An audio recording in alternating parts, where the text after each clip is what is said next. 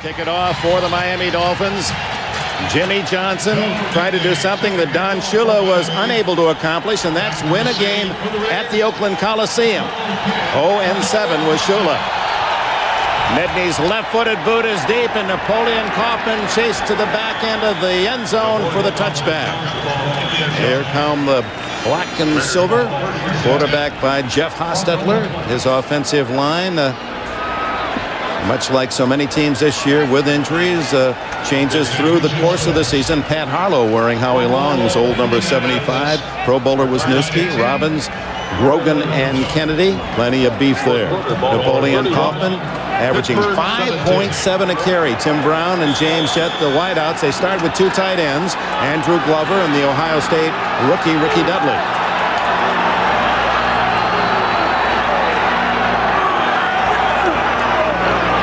Hostetler play action to Kaufman, throws in the flat, complete. Andrew Glover, the tight end, out close to a first down at the 30-yard line. Chris Singleton on the coverage. The Miami Dolphins defensively read this way. Two rookies start in the front four. Burton and Gardner joining Bowens and Stubbs, who leads in sacks with 8.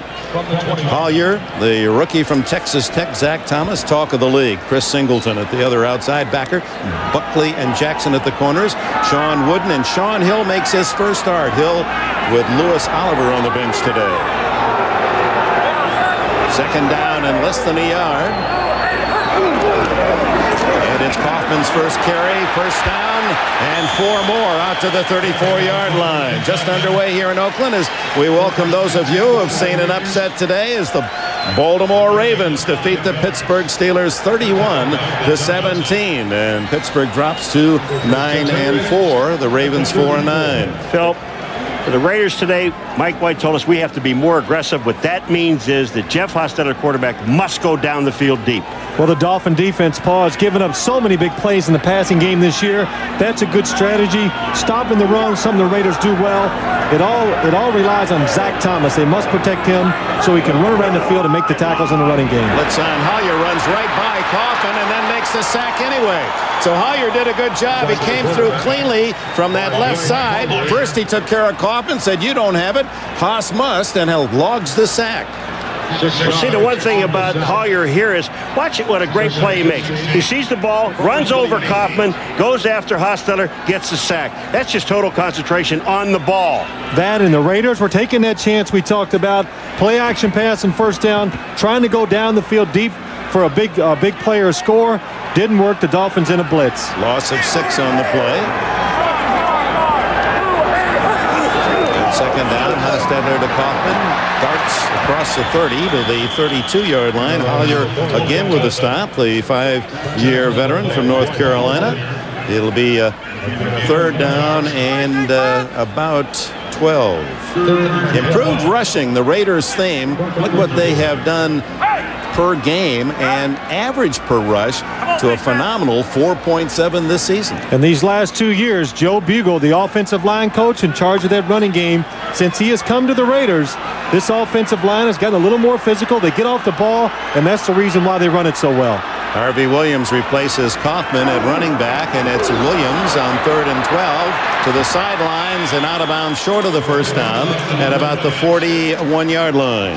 You know, Dick, that's why it's incredible how their record is with a team that can average 4.7 yards a carry and not winning football games. It just boggles your mind. Not taking advantage of the running game. They're not getting the big plays in the passing game. Not using the play action passes, fooling the defense, and that's the reason why. That's one of the reasons why they're 5-7. On 4th down, it's Billy Joe Hobart and not newly signed Rich Camarillo who comes in to punt. The backup quarterback Hobart, who kicked twice last week when Jeff Gossett was injured in Seattle. He kicked 139, 140 last week. This one comes to O.J. McDuffie. Hit as he crosses the 25 and down at the 27-yard line.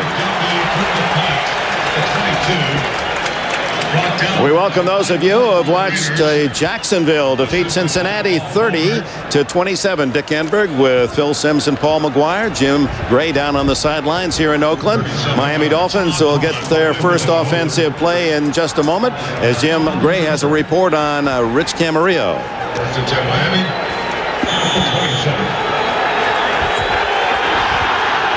Johnson was just unable to do it, so Billy Joe Holbert will kick for the rest of the day.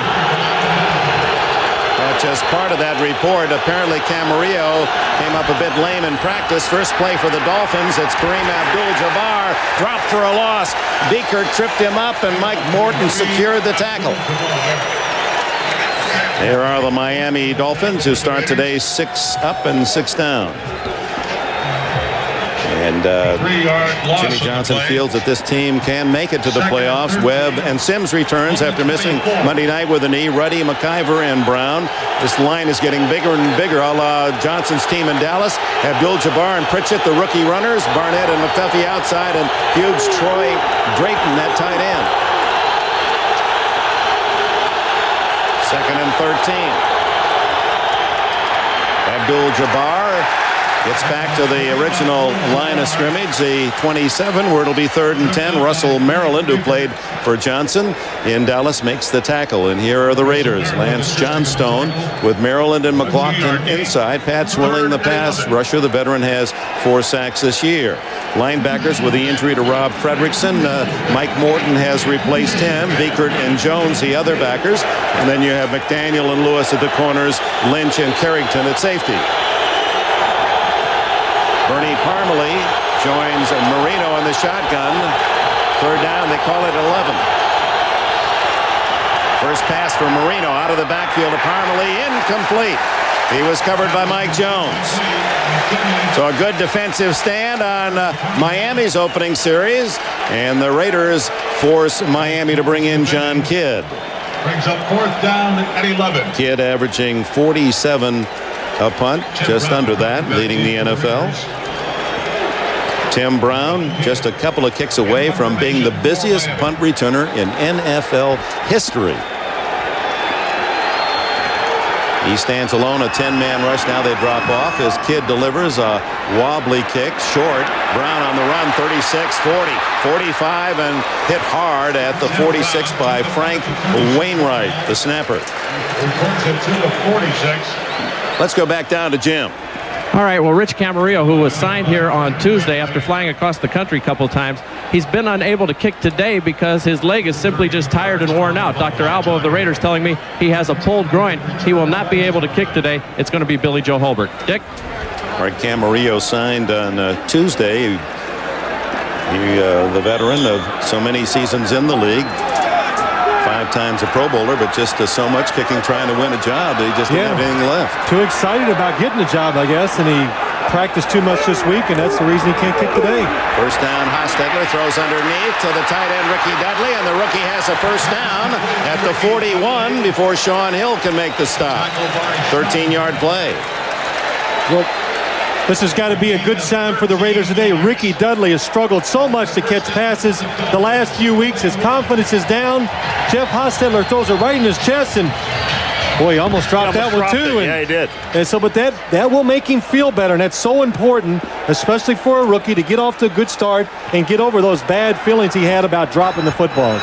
20th catch this year for the 6'6" Dudley, a basketball player of the Buckeyes, and now Kaufman corralled, and a flag goes down as Kaufman is tackled at the line of scrimmage by Chris Singleton. Boy, Zach Thomas, what a play he makes. He doesn't, I don't know if he makes the tackle or not, but Zach Thomas is on the blitz, on a delayed blitz, and he comes right up the middle.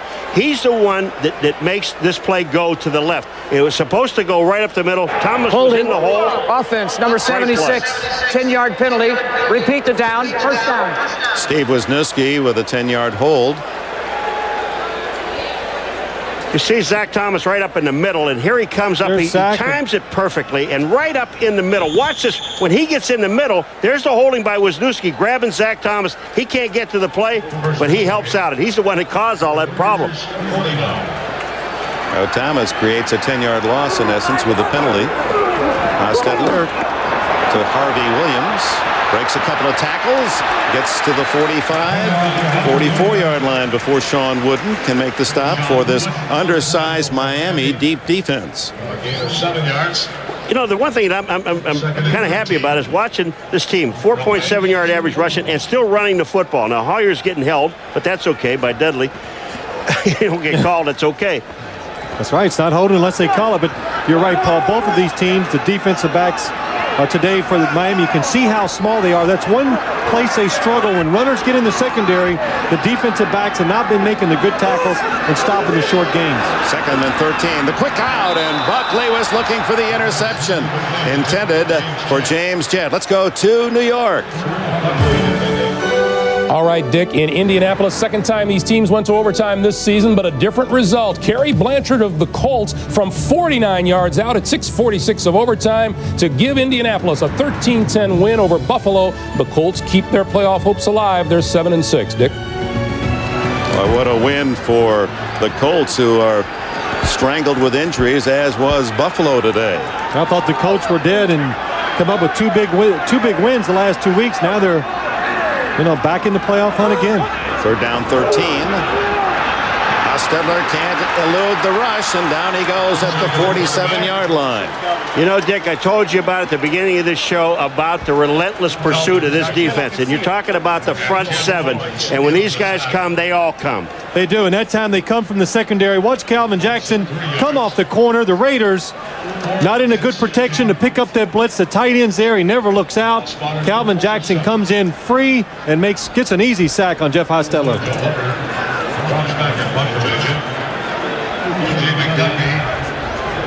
Welcome those of you who have seen the Colts in overtime defeat the Buffalo Bills. It's Billy Joe Hobart, who is an emergency kicker, and he hits one about 15 yards. Takes a Oakland Raider bounce, however, and inside the 23-yard line. So the Raiders, strapped by the injury to Jeff Gossett, have to call on Billy Joe Hobart once again. No score. First quarter in Oakland. Billy Joe, you got to drop the ball flat, Billy. Watch the nose of this ball, folks. Here it comes. Right on the nose of the ball. He hits it, and it goes up. I thought it was going to come back at him. Got a good roll, however, and it's at the 22 that Marino hands off to Abdul-Jabbar, spins outside, and has a first down. This talented rookie from UCLA continues to grind out yardage.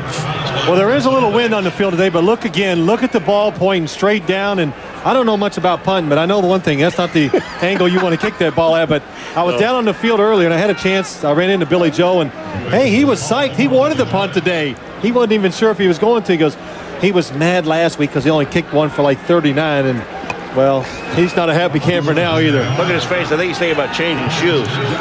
It's just a drop, Billy. Just drop it flat, and you'll be fine. Knowing him, he might try a left footer. He can That's do right. it. Knowing Billy, you never know. That's right. Well, what's he say when he plays golf? Tee it high and let her fly, and that's it. Yeah, he has that tattoo on his leg, tee it high and let it fly. And he just doesn't strike me as a guy that's ever going to try to finesse a ball on the golf course or as a quarterback. That's the first down for Jimmy Johnson's Dolphins.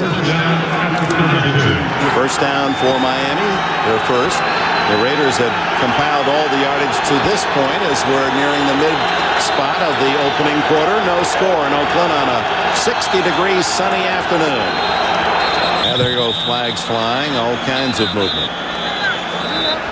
Does it surprise you Chester McLaughlin's offside? He reacts to the slightest movement. False start. Offense, number 80. And there was encouragement 5-yard from the penalty. Dolphin Still offense. first down. You know, we talked to Mike White yesterday, and I said you feel on offense they want to be aggressive. All right. Get a chance, Chester McLaughlin in the middle, just a hair quick. He's trying to time it out perfectly with the snap count, just a little too quick. And but Richmond Wade had flinched, and that gave the penalty to the Dolphins. So first and 15. Up the middle goes Abdul-Jabbar and doesn't get far as he is stonewalled. Let's go back to New York for this update. All right, Dick, at Mile High Stadium in Denver, you could say the Broncos are a mile high these days. From the one, John Elway, to his favorite target, Shannon Sharp, back of the end zone with the extra point. The Broncos with the early lead on the Seattle Seahawks, 7-0, Dick. You know how they in baseball, when you hit the long home run, sometimes they paint the seat up in the upper deck. You have to paint that spot for Shannon Sharp. That's right. Just put SS there. He just camps out and gets 6. How many times have we seen him do that? Second down, 13 for Marino. He goes to Fred Barnett, and the veteran rolls to the 38-yard line. It'll be short of the first down by about 4.5. Carl Kidd covered for the Raiders. Well, Dan Marino looking down the field. His new target, Fred Barnett, been back in action a few weeks, and even though he has that surgically repaired knee, Fred Barnett has never been afraid to go across the middle and does an excellent job of getting down low, making a tough catch, and putting Miami in a good position to pick up a third down. You saw that interesting feature on our pregame report, wearing cadaver's ligaments after having his knee torn up twice in his career. Marino down the sidelines and incomplete to Barnett. Appeared that might have had a little trouble with the sun. He did. I think you're right, Dick. That's what happened, because it was an excellent throw by Dan Marino. We've seen this so many times where he throws it, the receiver looks like he's covered, but he throws it so hard the defender, Carl Kidd, can never turn around and see the football. He does have a problem with the sun, because look at the ball. It comes in, he had his arm up. He never sees it commit. The ball hits his arm, but he never saw it. So John Kidd to punt for the second time. Will deliver from around the 23 with Tim Brown standing at the Raider 15. Brown at the 14. And the Raiders down him at the 20-yard line. Bernie Parmalee on the special teams making the stop. Timeout, 5:49 left in the first. 47 yards on the button. It's Fred Barnett, number 80, against Carl Kidd, number 46. Sticks his arms up, has no idea the football is there, and it just shows you what a good throw was from Dan Marino. The receiver sticks his arm up, boom, the ball hits it. From the 20, the Raiders' third possession, still no score. 5:49 left in the opening quarter. This is Derek Fenner, and the fullback gets a carry for 5. Zach Thomas makes the tackle for Miami. Well, I'm sorry, I was just talking about one thing. When we see Zach Thomas playing, we talked to Tim Bowens yesterday about as a defensive lineman, and Tim Bowens says, you know, this is very unselfish defense. Our job is to keep the lineman off of Zach Thomas. Now you can see why. Look at this guy, 11.4 tackles per game. But that's our job. We're not have to be heroes to make the tackle. We'll let him do all the work because he can get there. Well, let me tell you, they're doing a heck of a job, because he is over 11 tackles per game, and they're keeping people off of him. 2nd and 5, and flushed out is Hostetler. Now wide open is Dudley, and the big young tight end has a first down at the 43. You know, Phil, when you're that aggressive, there are holes in the defense. Well, there are, but watch here. Jeff Hostetler drops back. The Raiders have a big offensive line, but again, the blitz pushes the pressure back in Jeff Hostetler's face. He scrambles out, and Ricky Dudley, a rookie, doing a fine job of going with the quarterback and getting to the right spot. They pick up Zach right at the line of scrimmage. He can't get it. But watch this guy. You talk about hustle. Here he is back downfield trying to help out on the tackle. First down for the Raiders. It's Napoleon Kaufman.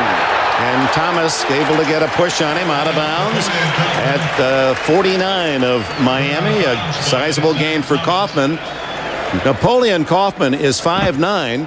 If he has a couple long runs today, his rushing average could equal his height. He's 5.7 yards a rush for this 5'9" dynamite from Washington.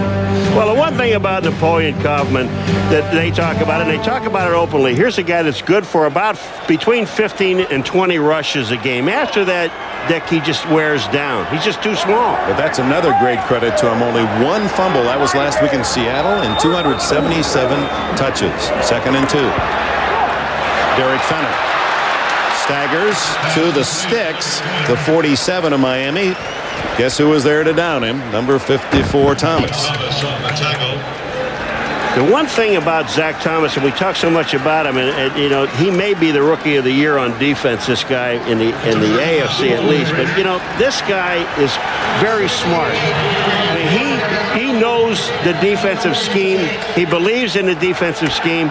And again, those 4 linemen up front, they give him the freedom. And you know, Paul, to make that many tackles as a linebacker, you have to be smart, because you got to know a lot what's going on, have good instincts, and putting all that together, and he hustles. That's the reason he makes so many tackles on defense. Fenner made the first down, and now he gets the toss from Hostetler, and he fumbles the ball. And let's see if they've ruled it down. No signal at the. Now they mark the ball down as Darrell Gardner and Chris Singleton with the tackle. Chris Singleton is very slow. In fact, he's not even up. He's on one knee. 2nd and 6. And from that angle, it appeared that could well have been coming out. Well, the headlinesman, Dale Williams, he was right there on the plate. He called him down. Once they call a guy down and blow the whistle, Dick, it makes no difference what happens after that. Singleton comes off and is replaced by Anthony Harris. Harris is going to play a lot for Singleton today anyway. 51 Harris is the free agent rookie from Auburn. Still another young player in that Jimmy Johnson scenario. 2nd down 6. Hostetler guns it. Incomplete. Terrell Buckley denies James Jett. Well, Terrell Buckley, we saw him earlier, a 3-step drop by Jeff Hostetler. He almost picks the pass off. This time he's looking into the backfield. He sees the throw and watch him drive on the football. Good timing, hits the receiver just as the ball gets there. That's the reason why James Jett drops the football. Well, I'll tell you what, Jeff, Jett had no chance because what Buckley did, he got his right arm underneath inside and pushed the ball away. Just a great defensive play. 3rd down and 6.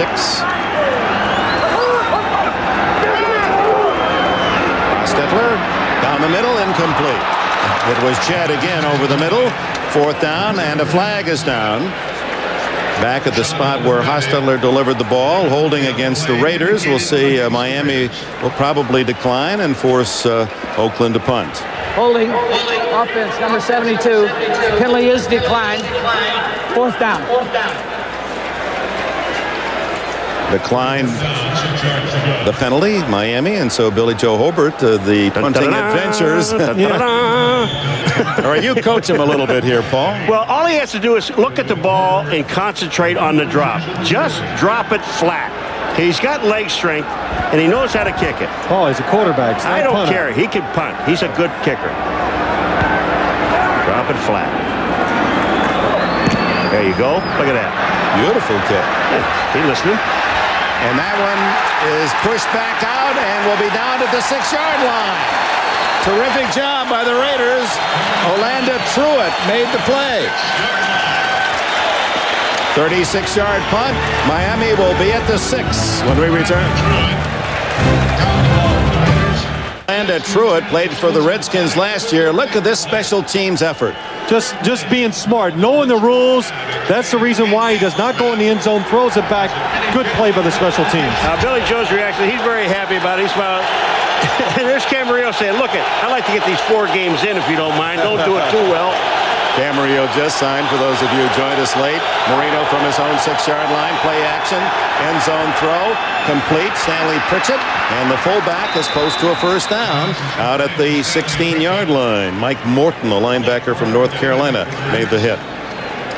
Dan Marino has great patience in the pocket. Watch him this time. The play action fake. Now he knows he's got good protection. He looks down the field. Doesn't like it, drops it off to the fullback, and Stanley Pritchett has been excellent at catching the ball out of the backfield. Was that his primary receiver all along, do you think, Phil, or was he really going for something? He was looking down the field. They had a deep in cut, but the Raiders double covered it, and he came off and did the right thing. Done it probably a couple thousand times in his career.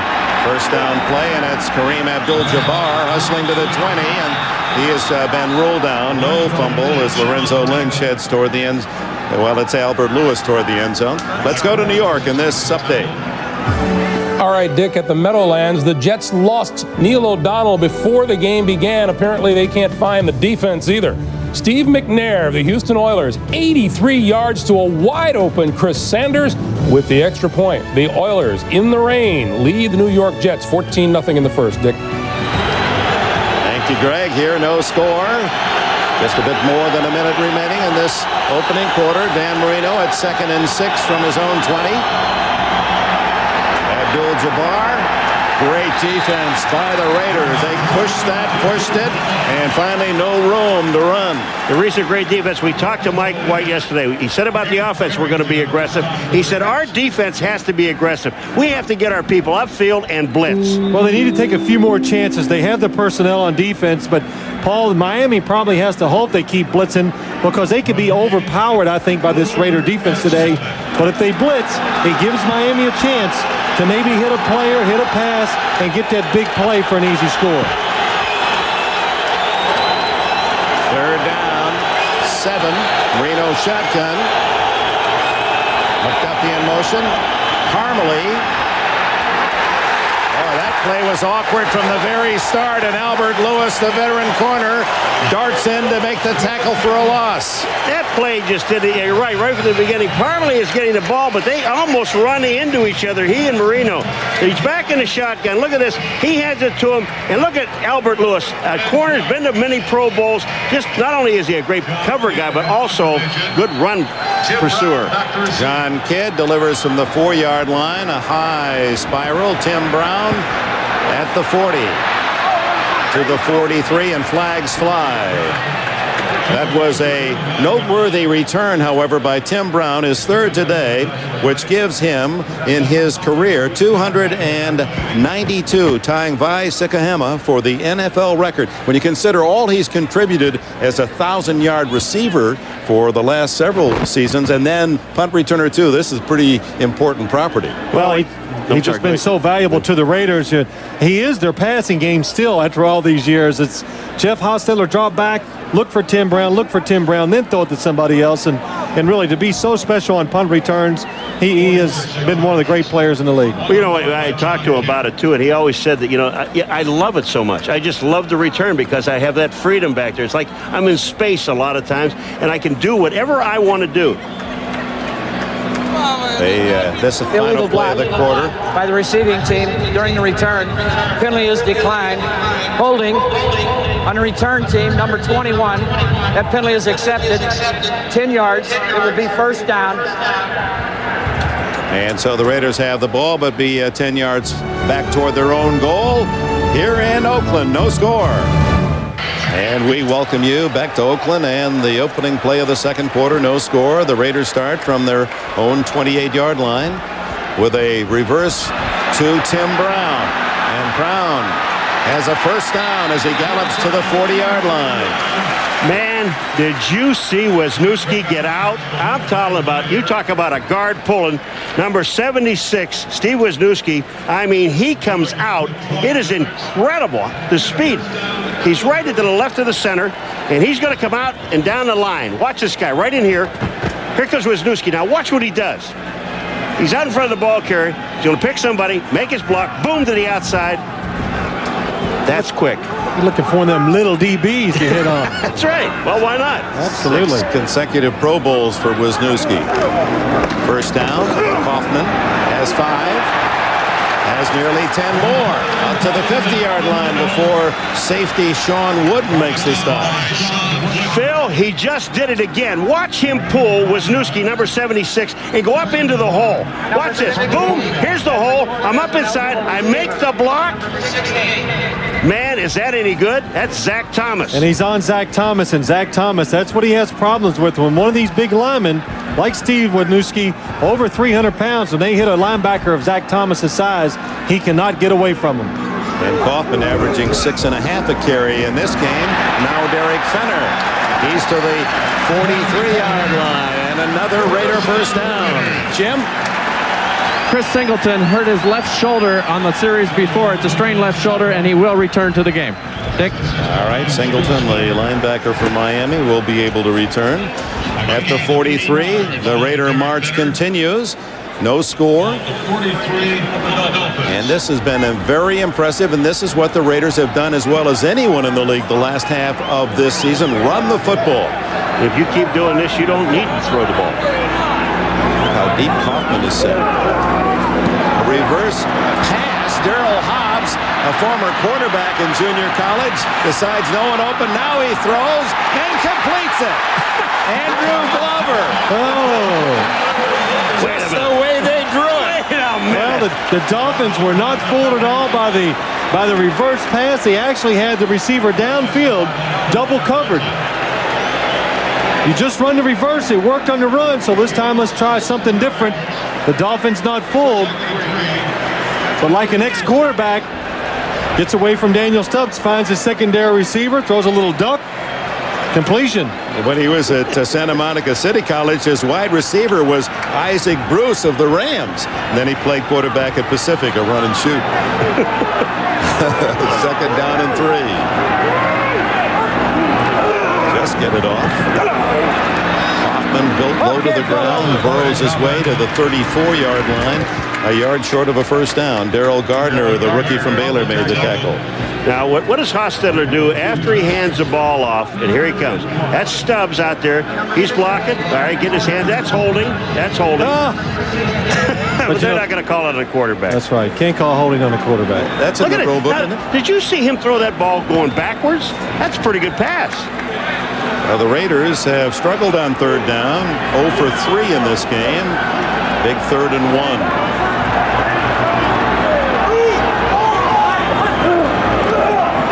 To Fenner. Hostetler. Chased by Burton. Close to the first down. Where did he step out? They mark it. He didn't make it. Well, Jimmy's trying to help him on the sidelines at the 45-yard line. And the officials are going to spot it short of the first down at the 34. Well, it's twice the Raiders have tried to fool the Dolphin defense and go for the home run. And Paul, as we talked about, go for one of those big plays, but the Dolphins, very disciplined, do not go for the fake. They cover the secondary, and Jeff Hostetler knows his only chance is to try to run for it. Does a good job of actually getting back to the line of scrimmage. They're going to gamble on 4th and 1, and Mike White, the Raider coach, said they're going to have to take more chances, and Hostetler, after seeing the Miami defense, calls time. 11-12 remaining in the second quarter. Still scoreless in Oakland.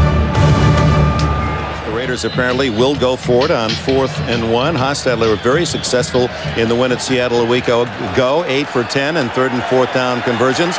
But he's 0 for 4 today against Miami.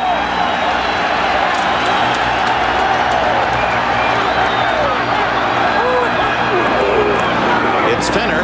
He's got it. Derek Fenner, the veteran, acquired by way of unrestricted free agency from Cincinnati a year ago, and Mike White's team moves ahead. First down at the 31. Well, what they do, Phil, is they put Rick Cunningham, who's a lineman at tight end. They put Andrew Glover in the backfield, number 87, the tight end, and then they just run behind those two guys on the right side of the offensive line. This is a big offensive line, and look what they do. They push the Miami Dolphins defensive line. Look, it's back, some of them on the ground, and Derek Fenner does a good job of going over the top and getting enough yards for the first down. And the drive continues, and Hostetler hits his man as he was being hit, and it's Dudley, the rookie's 3rd catch. He's been troubled of late, dropped a lot of balls, but he has been grabbing everything in sight this first half. Well, the Raiders were very worried about Ricky Dudley, the tight end, number 83. He'd been dropping passes, and watch Jeff Hostetler hang in there. Daniel Stubbs goes right over the blocker, but Dudley, 3 catches today, has to get his confidence going again and make him a big part of this offense. Started the day with 19 for the season, 4 of those for touchdowns. A Kellen Winslow type drafted in the first round by the Raiders. First down at the Miami 20. Hostetler throws again under pressure. Again, it's Dudley.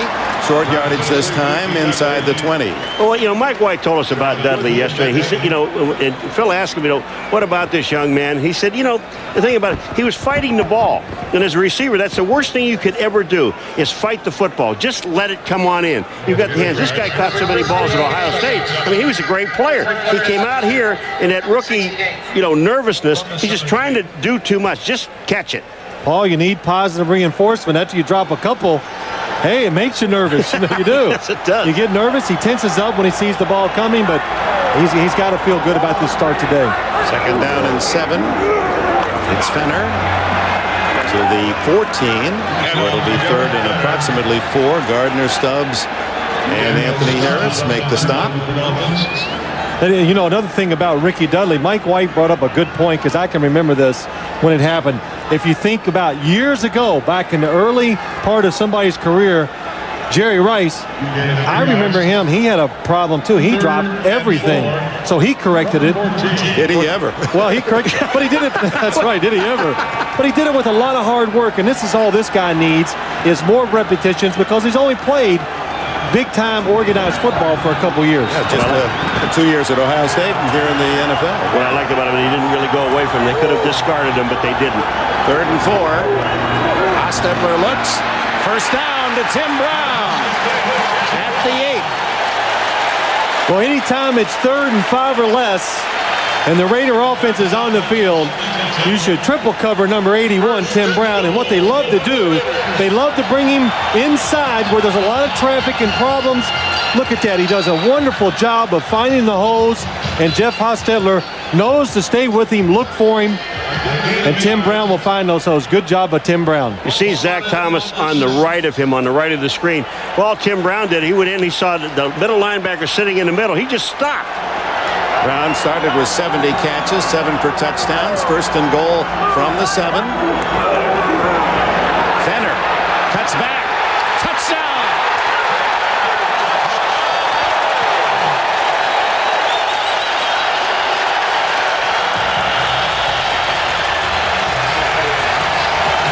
Fenner paying the price as he dives for the final 2 yards. Took a solid hit.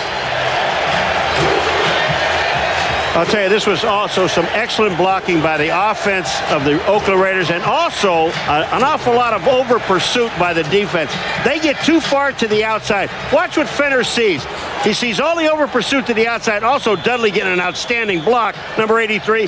And Fenner cuts right back inside underneath the pursuit.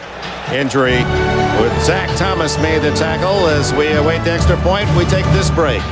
Derek Fenner able to walk off under his own power after taking that hit from Zach Thomas. Now Cole Ford to try the extra point. Camarillo, the new Raider, to hold, and Ford knocks it down the middle. 7-0. The Raiders go 72 yards in 12 plays. Fenner 6 yards for the touchdown. You know, when you see this play and you talk about a violent game, watch his left knee and watch Zach Thomas hit him. If that foot would have been down and he couldn't get it up, I mean, that was a great hit. Zach Thomas sees a pitch to the running back, does the right thing. He says, oh, it's got to go outside, so he sprints outside. But Steve Wisniewski, good athlete, makes contact. When Fenner cuts it back, Thomas comes off the block and hits him at the knees. Let's go to Jim Gray. Dick, the good news is it doesn't look too serious for Derek Fenner. The preliminary diagnosis is that it's a twisted left knee. They're going to tape it up, and he's going to try and return. Dick? Well, that whole drive was a highlight film for Steve Wisniewski. He made block after block after block. I hear it's going to be warm, though, next week in Green Bay. You'll be all right. Cole Ford rockets one deep, well into the end zone, and Kirby Dardar will take the touchback.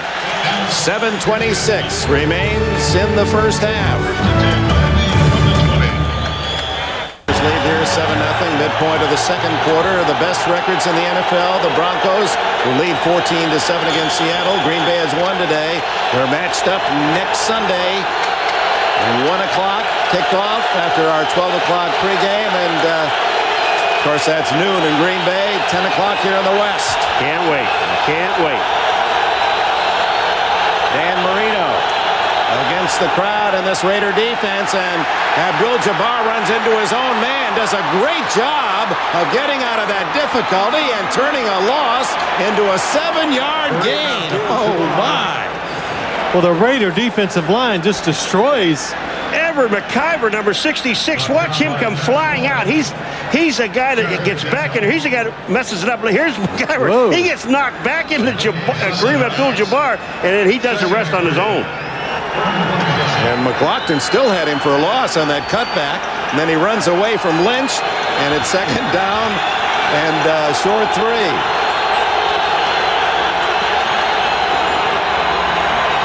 Abdul-Jabbar dives across the 30 and has the first down, but a penalty flag is thrown. And Pat Swilling is pointing back toward the Miami goal line. Well, so far today, both sides of the ball, the Raider defensive line is just overpowering the Dolphins. Their offensive line, we just saw the drive, but on defense, this Raider defensive line is just pushing the Dolphins around on the pass and the run. Offense, number 66. 10-yard penalty. Repeat the down. Second down. This is the McIver series, Phil. First he gets knocked back into Kareem Abdul-Jabbar, and then he's going to be called for holding. 17-yard line. And that's on Jerry Ball. I mean, you better hold Jerry Ball. It's hard to hold him. You can't get your arms around. I know you can't get your arms around. He walked in the room last night with a sweater that was like 5XL. Too tight on you, though, Paul. Just a little bit. Room number or the sweater size? It's the sweater size. Second down, 13. Marino guns incomplete, and Albert Lewis had his mitts on it. Intended for Fred Barnett. Well, we talk about the Raider defensive line overempowering the Dolphins offensive line. Watch Jerry Ball, number 93, showing some athletic ability, coming around on a game and gets next to Dan Marino. And Albert Lewis is all over the receiver downfield. Fred Barnett had slipped, and Dan Marino was fortunate the ball was not picked off. Dan Marino, 2 for 5. Dolphins are 0 for 3 on third down, and this is a tough one in your own end. 3rd and 13. Good protection. Leaping catch by Lamar Thomas, and Thomas has a first down at the 32-yard line. Darren Carrington with a tackle. Absolutely nothing Marino does amazes me. I'm not kidding. Any other quarterbacks or some other quarterbacks in the league, when you look at 3rd and 13 back in your own territory, they kind of panic a little bit. Watch this guy sit here and just wait. He waits. You're right, Paul. Lamar Thomas put in the lineup today, not even active last week. Took the place of Scott Miller because he has the athletic ability to go over the middle, outside or whatever, and make some big plays for this Dolphin offense. First down, and Marino hit as he throws, and that's going to be rolled an incomplete pass. Pat Swilling has his big hit of the game. He leads so often in sacks. 13 a year ago, has 4 this year. Did he get in there quickly? Oh, he gets in there quickly. Swilling comes from the backside and it goes inside Richmond Webb on the other side. But watch what happens when this ball goes down. Jerry Ball, there's Swilling making a sack. Jerry Ball, watch what he does. Kareem Abdul-Jabbar picks it up and stands there, and Jerry Ball just drills him. Here's Kareem Abdul-Jabbar standing there. Watch this. Here comes Jerry Ball. Bam! Don't stand around with the ball. And he took it away from him. Second down and 10. Again, the defensive pressure of the Raiders very impressive. Abdul-Jabbar loses a yard. Mike Jones leads the Raiders in tackles, number 52, along with Mike Morton to make the stop. Well, the Raiders doing an excellent job of just running to the football. Watch Craig Beaker, number 54. Mike White told us he is really having a good year, and there he diagnoses the play, runs out there, makes him turn it back inside, and Mike Morton, number 50, makes the tackle. Well, they were talking about Baker, and he just said, here's a guy that really gets absolutely no credit. In the last few weeks, he has really stepped up, and his play has been outstanding. 3 wide receivers, 4 wide receivers, and Parmalee in the backfield. On third down and a long 9. Marino, incomplete and almost intercepted by Carl Kidd. Flags are down. Pass intended for Fred Barnett. This is a delay of game penalty, and this is very fortunate because it's still going to be third down, but it'll be third and about 15. They're very fortunate. They almost lost the ball, but it wouldn't have counted anyway because the clock went down, the whistle blew, and the play was dead. Dan Marino under pressure this entire first half. Well, the Raiders talked about they want to be aggressive on defense. I don't know if I'd take a chance and blitz. They're getting to the quarterback every single play with a 4-down lineman, so why take a chance and let the Dolphins get a big play? Again, pressure on Marino, steps up, throws incomplete, intended for Thomas. That almost deflected back into the Raiders' hands. Defense is cheered here at Oakland. They're on their feet.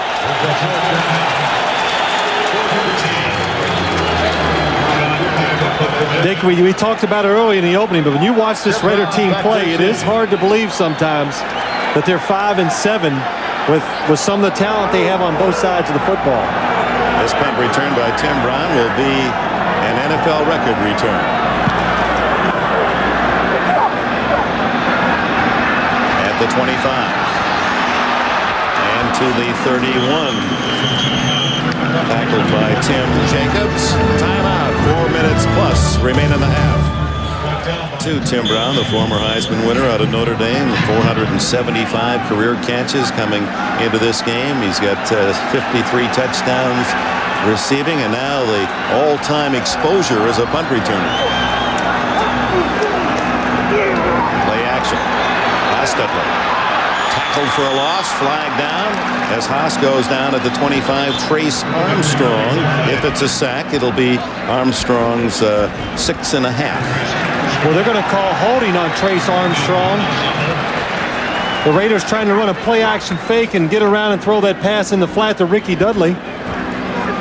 Well, Ricky Dudley and Trace Armstrong is the guy who comes up the field. Ricky Dudley is, I don't know if he's trying to block him or not or just get out, but Trace Armstrong grabs a hold of him and then goes. Number 95, hands to the face. We will penalize 10 yards from the spot of the foul. Automatic first down. Tim Bowens, the penalty call. Correction, the number is 93. No, now it's Armstrong. I say hands to the face. Here he is. Dudley comes out in 83. Watch There's this. Trace Armstrong, number 93. He's got his hand on the face mask. You could see it. Correction, automatic first down. So instead of a loss, it'll be marked off from the spot of the foul, which was near the line of scrimmage, and an automatic first down. Cost himself a sack right there. And we know how those defensive linemen, they treasure those things. Extra money. Get extra money for sacks. Armstrong, the former Bear. First down from the 35 for Hostetler, and he is sacked this time as Shane Burton and others collide at the quarterback. So Trace Armstrong, perhaps a bit of extra adrenaline going, was there as well. Third sack for Miami. You know, the thing about this is that last drive they ran the ball right down the field, right down Miami's throat, and that breaks your back. Here they are. They come out with 2 solid pass plays in a row. And watch Shane Burton. Takes Pat Harlow, pushes him back, then goes underneath him and just overpowered Pat Harlow, the left tackle. Rookie from Tennessee playing well. Napoleon Kaufman hit hard from behind, doesn't fumble as Shane Burton trailing the play, able to make that tackle. Here's another one of Jimmy Johnson's terrific draft picks. 150th player selected, Shane Burton, starting at defensive end. These guys hit hard. I'm telling you, they really do. These rookies are flying all over the place. Here comes Burton. Watch this shot. Bam! I mean, that's a great hit. And a terrific job of Kaufman not to cough it up the ball. Third down and 9. It's Kaufman, tripped up, burrowing in with Sean Wooden, another rookie, drafted in the 6th round from Notre Dame. Did you see Calvin Jackson? That was the corner they came up and forced the play. Calvin Jackson flies, and these guys are just throwing their bodies all over the place. What's twice on 3rd and 9 or 10 yards, the Raiders just lined up and handed it off like it was first down. And boy, I don't know if you could ever overpower a team enough in the NFL to make a first down in that situation. They want to get to Mr. Excitement. So Miami will get the ball just prior to the 2-minute warning here in the first half, trailing 7-0 as Billy Joe Hobart, backup quarterback, the emergency punter, gets away a line drive shot. McDuffie all the way to the 10. And cut down as he crosses the 20. 50-yard punt, 12 on the return. Paul Butcher made the tackle. There's Jeff Gossett, the regular punter. He's injured. Attacked Marino often, 11 times, but you can't put pressure on him. And has Oakland had the heat on the Miami thrower.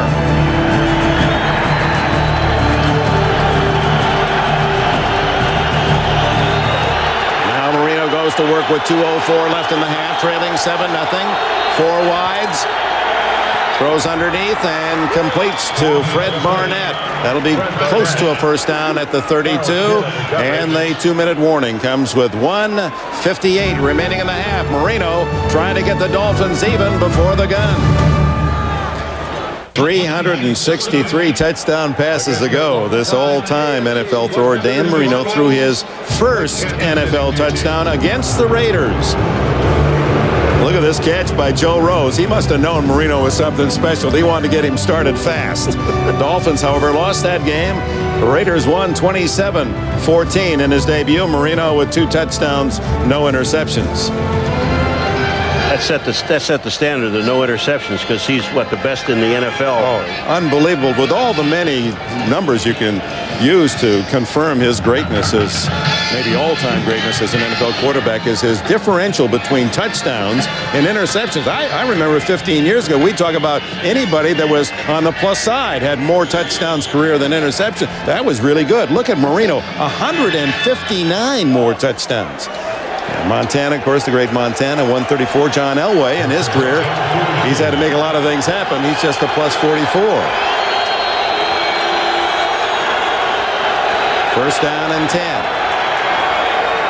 The throw to Barnett. He's at the 50, breaks a tackle, looking for a block, and goes out of bounds. Encouraged by Albert Lewis at the 43-yard line. So Fred Barnett, the veteran, former Eagle, taking a short pass into a sizable gain of 24 yards. Well, Fred Barnett, Dan Marino gets time. He's singled up against Carl Kidd, and just a quick route inside and a perfect throw by Dan Marino. And Fred Barnett does a good job looking for the sideline to save a few extra seconds for the Dolphins under 2 minutes. But one other thing, too, they're this close. They're only 7 points away from tying this football game. You just don't give Dan Marino that many opportunities. Miami has all 3 timeouts left. 1:49 remaining. 4 wides. Ball batted down as Albert Lewis makes the play, and that was well done by Lewis because Marino had a couple of open men. Well, Albert Lewis, the Raiders do a good job changing up their defense. He's down here on the slide. He comes free, but Dan Marino sees it. The receiver makes the adjustment, but Albert Lewis does a fine job of timing his jump and knocking the pass down. They had 2 corners. They had Dan Land, number 25, coming off the other corner, so they had 2 defensive backs, one on either side. Second down and 10 at the Raider 43. That looks benign, but he's been under a lot more pressure than that. Into coverage, intercepted by Terry McDaniel. McDaniel at the 35. And finally tackled by Lamar Thomas at the 42. Well, a man who has intercepted so rarely, that one thrown into double coverage. Well, Terry McDaniel's something he does very well. He always looks back at the quarterback so he can see what the quarterback is going to do. The Raiders blitz that time. The Dolphins pick it up. Watch the blitz from down to bottom. The tackle steps out. But watch Terry McDaniel the whole way playing soft, reading the quarterback, making sure nothing goes deep. When the ball is thrown, he breaks underneath the receiver and gets the easy interception. He leads the Raiders now with 5 on the season, one of them for a touchdown. 4-time Pro Bowler Terry McDaniel. First down with 1:34 for Hostetler. Plenty of time to add to the 7-0 lead. He goes outside the Jet, and James Jet at the 49, short of the first down, stops the clock with exactly 1:30 left.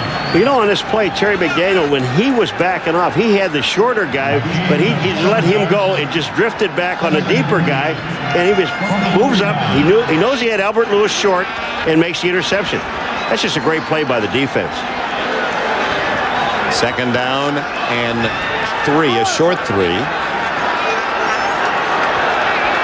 One of the reasons he makes all those interceptions, Terry McDaniel, is because the fact that he will play back and watch the quarterback and try to break on the ball.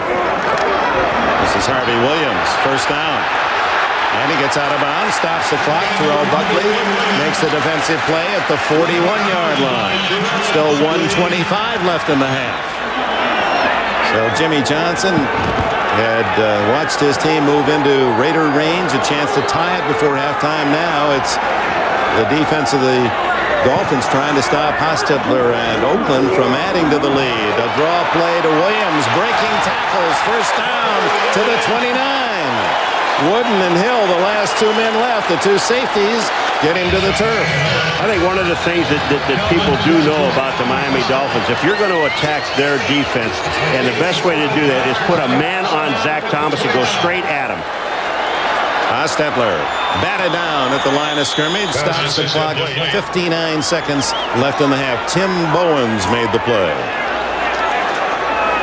You see Tim Bones going back to give Wisniewski a little shove. Yeah. I mean, they do. These guys just taunt each other all the time. Tim Bones knocks the ball down, and he's coming back to the huddle, gives a little shot, a little elbow. Here goes Tim. I'll tell you, yeah, that's Wisniewski's got to hit. Watch this. Wait a minute. He's not done yet. Wait a minute. Tim's not done yet. He's going to give him another little nudge right there. That one. Boom. Second down and 10. Blitz. Hostetler sidearms it complete to Ricky Dudley, his 5th catch of this first half.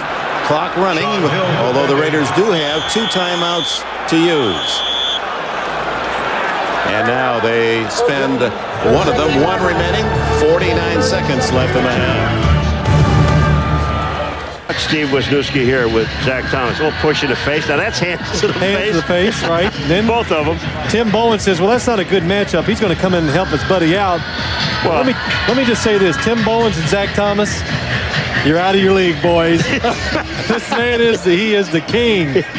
Don't get into that extra business with Steve Wisniewski, because he's noted for that. He's not afraid to take a couple shots after the whistle. Yeah.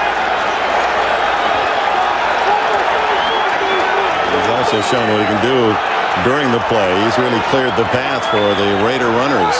3rd down and 8. Hostetler. Flag down as he goes to Jet. No play. No play. Beautiful throw by Hostetler. Wasted as I believe it was a false start against Oakland. Looked as if the snap was late getting back and everyone had pulled except for the ball. I'll tell you, when you see most of the defense go, you got to believe that it's against the offense, because I mean, you can get one guy on defense that's going to move. Dick Cantex, the referee.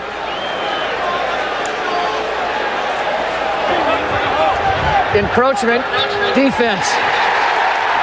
Prior to the snap, 5-yard penalty. Repeat the down, 3rd down. Prior to the snap, it had been blown. Apparently contact before the snap. See, that's the whole difference. I thought this play was against the Raiders, but once you have contact on a defense, you see the contact? Zach Thomas, number 54, made contact. Once he makes contact on a defense, then they blow the whistle to play a stop. Now, if Zach Thomas goes through around the outside, they don't touch an offensive man. They'll let the play go. There's Zach, helmet to helmet. There you can see that's why the play looks so funny. He's hitting the center, and the center couldn't get the ball back to Jeff Hostetler. So it's 3rd and a short 3 for the Raiders at the 22. Hostetler throws to Brown, and he has a touchdown.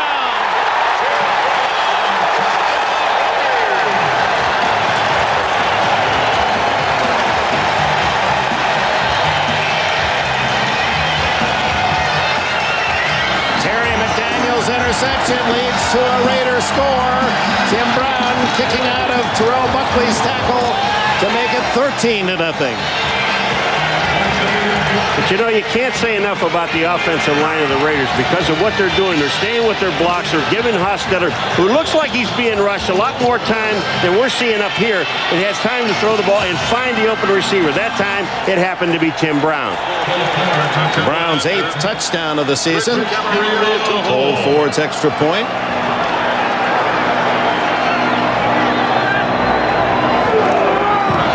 And 14-0 Oakland.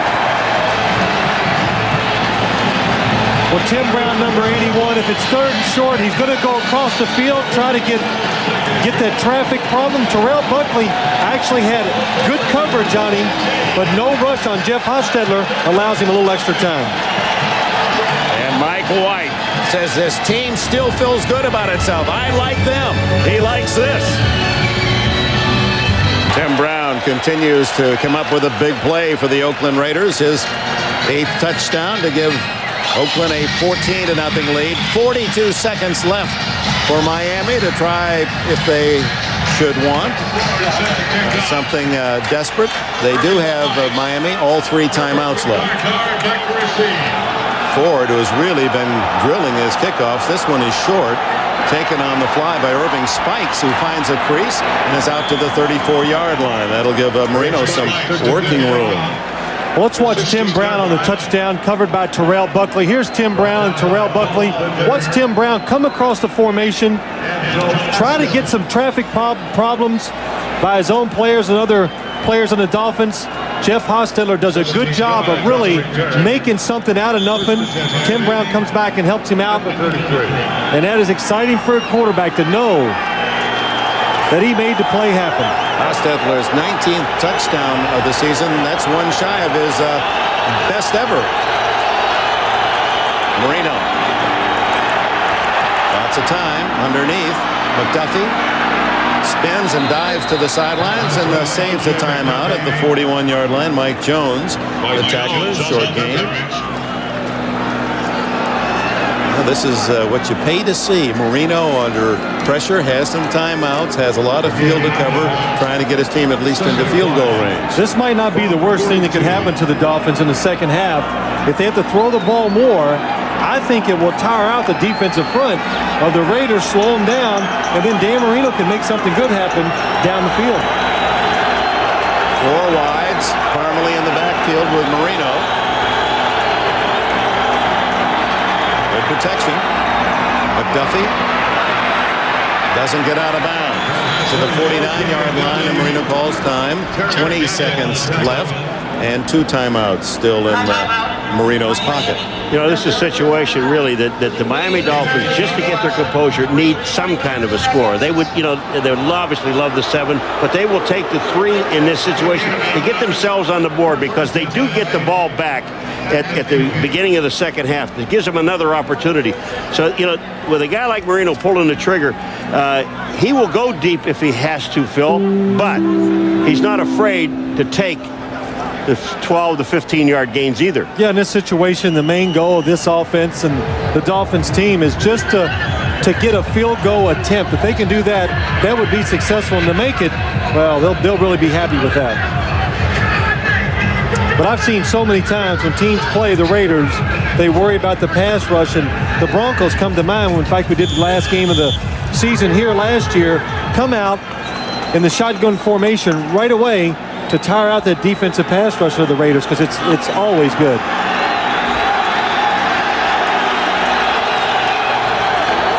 Joe Nedney's longest is 44 yards.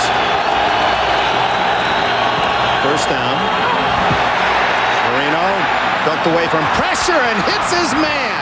It's Randall Hill, his first catch, and a first down just outside the 35. Albert Lewis, what a throw. How do you see that guy? How does he see that guy? Forget that. How did he escape? And it's a really good job by Dan Marino. He knows right away. Watch him in the pocket. He drops back. He sees Chester McLaughlin come around. So what's he do? Gets up in the pocket. Most quarterbacks would freeze, go backwards, step to the side, and just create problems. Good job of Dan Marino. Well, that's a terrific point, Phil. That is right. Most of them would have stayed back, try to get away from a big guy. They would run outside the pocket and just get killed. Dan, you know, he runs into the storm, you know, go towards it. And then you watch the receivers. Now they come back to him. They see that he's in trouble. So here they just keep going in your pattern. As long as you keep going and moving, you get yourself open, Marino will find you. Now the situation for Jimmy Johnson's Dolphins. 14 seconds left in the half. 1 timeout remaining as Nedney. From this point, it would be in the 50s a field goal try, which this man in his first year from San Jose State. A lot of friends and family here to cheer for him. His longest 44. So Marino would like to get at least another 10.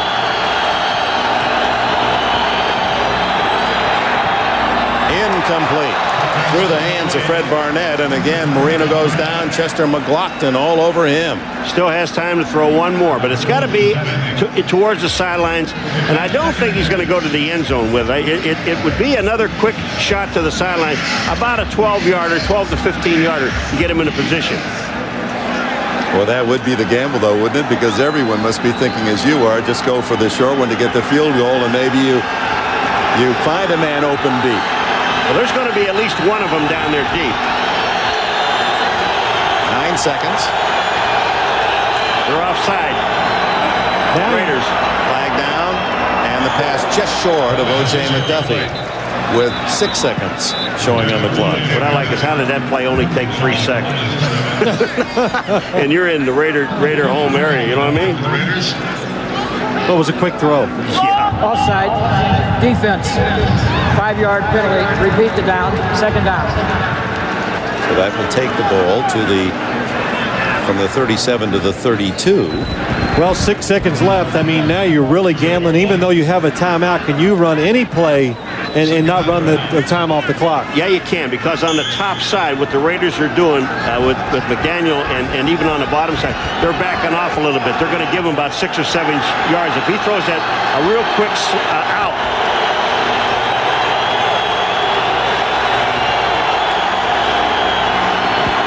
Marino guns it to Barnett. Barnett dives out of bounds with 1 second. Wow. You said a quick out. Don't look at you weren't right. what do you mean it wasn't right? Is he out or not? Well, he's outside, but they did just the opposite, Paul. They went down the field. Whoa. Don't get mad at me. Now I'm getting up. Oh, you get- 13 yards, and Barnett was unable to take his momentum out of bounds, which would have made it quick. He had to dive to get out, and here comes Nedney. The ball will be spotted at the 27-yard line, a 37-yard attempt. Well, they really fool everybody. They fool me. They go down the field, throw it behind the receiver. Just a great job of executing by Dan Marino and Fred Barnett. And now time called by the Raiders to give Nedney more to think about. Nedney will replace Pete Stoyanovich when the veteran was traded to Kansas City. The all-time scorer in San Jose State Spartan history, and Dan Marino has given young Nedney a chance to provide Miami with a motivational 3 points before halftime. And Dick, it is. You know, people, you sit at home and you say, oh, it can't be that big of a lift, 3 points, but it is. It's psychologically, it just eases a lot of pressures on the offense, the team, makes you feel good about what you did before you go in at halftime. Now you can make some adjustments and come out with a good frame of mind in the second half. They get the ball back in the second half, and I mean, they orchestrated that, you know, to just get themselves in a position to get 3 points. Now it's up to Nedney.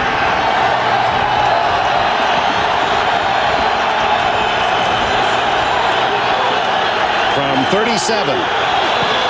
Movement. Flags all over as Cal Dixon, one of those moving for Miami. So Nedney hits it cleanly from 37, but You're going to have to hit it cleanly from 42. I always False wondered. start. Offense prior to the snap. Number 63. 5-yard penalty. Still first down. so Cal Dixon cost the Dolphins 3 for the moment. I always wonder what goes through a kicker's mind when they make one like that, and it's not the easiest conditions. Grass field, little wind, going into the wind, and now he has to kick it again. So now Nedney trying to repeat that effort.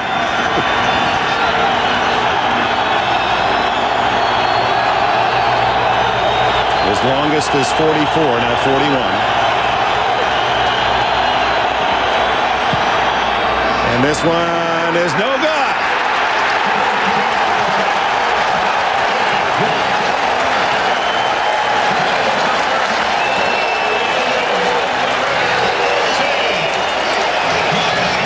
Jimmy Johnson, somebody pilfered 3.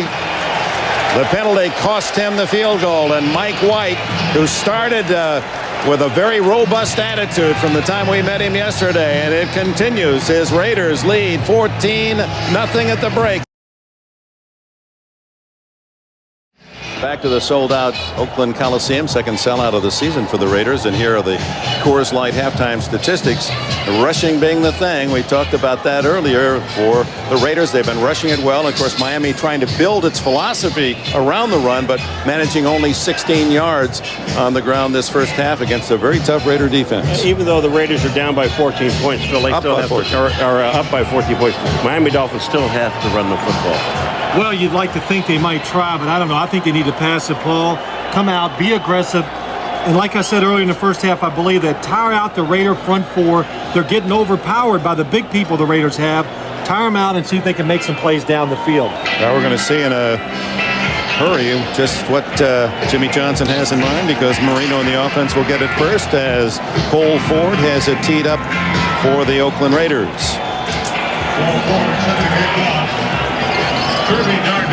Irving spikes and Kirby Dardar await. A tight spinning kick down to the 7. Spikes.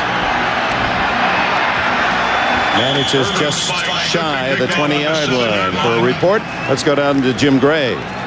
All right, Dick, thank you. I spoke to both coaches. First, Mike White. He wants to keep running the ball. He's very pleased with the way his defense has played. He said at halftime, guys, we've got to avoid the big mistake in the second half. Now, as for Jimmy Johnson, he was not at all happy with the Dolphins. He told me, I don't know what it is today. We can't run the ball, we can't move the ball, and we can't stop anybody. He told his guys, let's just start over here in the second half. We're only one big play away from changing the direction of this game.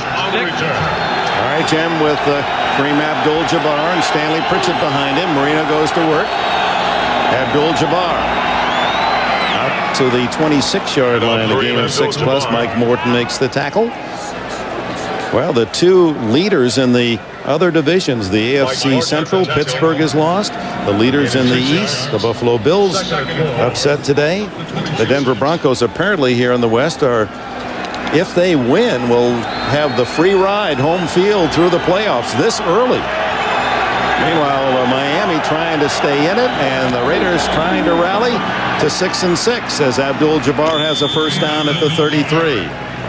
Lorenzo Lynch, the tackler. Well, something the Dolphins could not do in the first half is create some holes inside and overpower the Raider defensive front. But what's the interior linemen? They do a good job of getting on the defensive linemen and staying with them. And Abdul-Jabbar does a good job of finding the hole and running up in there hard. And yes, Paul, they're coming out with the running game. Well, I was in the locker room. And again, Abdul-Jabbar with a bit of flourish to the 39-yard line. A good pickup on first down of almost 6. You know what's really scary, Dick? When you said about the Denver Broncos that have home field advantage throughout, you know, in postseason play, they've only lost one game in Denver. That is scary. It'll be interesting to see how they'll play it at Green Bay next week now. Well, they got a few players hurt, and we talked about at halftime just between ourselves that I think they're going to start resting a couple of those players, trying to get them ready for the playoffs. Fourth straight run by Abdul-Jabbar. Nothing there this time, as coming up to meet him was Darren Carrington, the safety, and hands him a loss back to the 40-yard line, 35-yard line. Well, here's a situation when you're Kareem Abdul-Jabbar and you're running along the line of scrimmage. It's a little easy for us to say, but you've got to turn up now. You've got to take what little bit you're going to get, because otherwise Carrington or whoever is over on that side, they're going to run you right out of bounds. At the 36-yard line, it's 3rd and 6. Marino goes with 4 wide, 3 to the right. And Parmalee in the backfield. The quickie goes to McDuffie, dives to the 41, but that won't be enough for the first down as Albert Lewis made the defensive play. Jimmy Johnson does not hesitate. He sends his punting team out immediately on 4th and looks like less than a yard. Well, where they mark that thing, Phil, it's going to be at least a good yard away or even more than that. Yeah, you're right. So John Kidd to punt to Tim Brown. Kidd averaged 44 on his 4 first half kicks. Flag down. Kidd was run into. Let's see if it's roughing. If it's just it won't matter. It's going to be a first down either way. Exactly. If it's run into, it's a 5-yard penalty. Kenny Shedd was the man trying to block the punt. 5-yard penalty. It was 4th and a long yard, as you'll recall. Now, I'll tell you, I really like that rule that they put in a few years ago about running into the kicker or roughing the kicker. I mean, there is such a big difference. There are guys that can't avoid him. Running into the kicker, 5 yards, first down. It's a fair penalty, Dick, for the punting team. I mean, that guy is standing back there. He is fair game for anyone. But just when someone just runs into him, I mean, they're not even hurt. Look at this. He's tried to avoid it. That's not a hard hit. I mean, but you're not allowed to do that, and that's a 5-yard penalty. It's a very good call. It's a very good penalty the way they put it in. He's a bad actor. Yeah, I love the way punters, if you just touch them, go down. Oh, that's right. I got to fall when they hit me. But they're not used to getting hit. Good point. That's right. From the 46, the first down, and it's Abdul-Jabbar right into the arms of Greg Beaker. Mike White mentioning yesterday how terrific a season Greg Beaker has been enjoying, this 4-year veteran from Colorado. A gain of 2 yards. Second and 8. Calls all the signals defensively. You know, there is in teams where one guy on defense, Lawrence Taylor was that kind of guy fooling you. They can pick up an entire defense and make them and motivate them by their play, not by yelling at them, but by playing the way you're supposed to play. And flags go down off the snap. Usually means false start. Richmond Webb, the big left tackle, pointing at him. Pat Swilling will make you do that. Offense prior to the snap, number 78. 5-yard penalty, still second down. Pat Swilling, number 56, playing right there at the bottom of your screen, and watch. There's movement. Well, both guys, Sims and Webb, both moved. 5 yards makes it 2nd and 13. Ball at the 43-yard line. First possession of the second half. The Raiders lead 14-0. Nearly 4 minutes gone in this third quarter.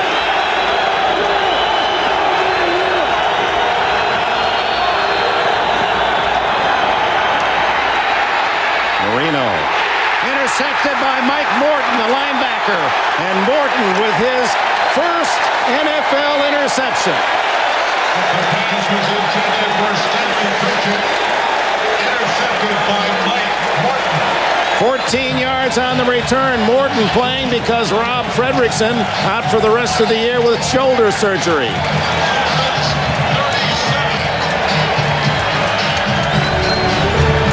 Raiders have it at the Miami 37. The Raiders with their second interception of Marino, and Napoleon Kaufman on first down with a good run around the left side for about 5. Well, we talk so many times that pressure in the quarterback's face makes him throw the ball to places he doesn't want to, and that's what happened to Dan Marino on that play. Not able to step up, loses control of the ball, and Mike Morton makes the interception. Hostetler leading 14-0, dumps it out to Kaufman, and Kaufman stumbles to the 30-yard line. And then there was an interesting moment after the interception that involved the thrower Marino and veteran Pat Swilling, 56. Watch Swilling, what he does now. He's got Marino, he's holding him, and he won't let anybody else hit Marino. Watch this. Come here. Don't hit him, Chester McLaughlin. You don't hit him. Just stay right here with me, Dan. And Chester could have really taken him out there because Dan was upset about the interception, not looking and protecting himself, and that's good sportsmanship, and Dan Marino was fortunate. Third down, a short 4. Flags down. Fenner tackled short of the first down at the 30. Zach Thomas, how quickly he got out there to cover. Derek Fenner, the running back, the fullback, gets caught leaning forward, anticipating the count because he knows he's one of the primary receivers out in the flat. Just remember something, folks. A back, when they're in motion, they don't stop the play. Only when the linemen are moving. No way, you don't want to. I mean, they stopped him on his play. Do you want to give him a penalty and give him another third down shot? It'd be 4th down. 4th and 2. Well, maybe 2.5. Illegal shift, 2 men moving at the same time. Penalty is declined. Yeah. 4th down. So Cole Ford will attempt a field goal for the Raiders. Ford, who is 16 for 21. Well, Tim Brown was in motion. Watch Derek Fenner, the fullback, not allowed to move. He goes, whoa, yes. Tippy toe. Ooh, Jeff Hostetler, that was a fairly late hit. 48-yard attempt by Cole Ford, a rookie or second-year man from Southern California. His longest is 47, so this would be his best effort of the year. Well, that doesn't have a chance. That didn't even make it to the end line. Easy to boo kickers, and so they do. 9:22 left in the third. It remains 14-0 Oakland. Well, when you look at this kick here by Cole Ford, watch Camarillo. The ball, look where the strings are, facing him, and that ball goes dead right. You've got to get the strings straight ahead or straight back at the kicker. Which they were originally trying to spin him away. Marino on first down from the 38. Dumps it off to Abdul-Jabbar. Out of bounds across the 45-yard line. Let's go back. That was a curious play. Pat Swilling. That is almost sportsmanship taken to another level by Swilling. Watch McLaughlin now. He's coming up. He's going to level in on Marino. And Swilling said, no, he's not going to make the play. I see, if that would have been me throwing that interception, I would have been upset. Go ahead, Chester, and hit me, because I deserve it for being so stupid for throwing that pass. That show you, they tell you about his mentality. Go ahead, hit me in the mouth. Wake me up. For Giant fans everywhere, that explains a lot. They've been waiting for that. Wait, it happened to me once against the Los Angeles Rams, and not to go on about this, but Kevin Green hit me, and he really did nail me. And he says, "Oh, Phil, I'm so sorry." And I said, "I don't care, Kevin. I deserve it. I'm glad you knocked it." And we became friends after that. Oh, I bet you would. Yeah, no. Do you get Christmas cards now from him? No, every time he knocked me down after that, he'd help me up. That doesn't mean that Swilling is going to tee off on the next pass play and try to get Marino into the next county on a sack. The same with Chester. Chester just wants it when it really counts, when he's back there ready to throw the football. Ball is out to the 48-yard line as Marino is going to the sidelines. They're going to measure this. I mean, this thing looks like it's about a yard short. I'm looking at the flag on the other side of the field now. That's not the one that they're going to use, but this thing looks really short unless Marino's looking for some time. Pretty close. A couple of links on the chain, and it'll bring up third down. Paul, what it is, the guys on the other side just have bad eyesight. They can't line up with the people, the official chain markers on the side closest to us. So trailing 14-0. Under 9 minutes left in the third quarter. Another big play for Miami.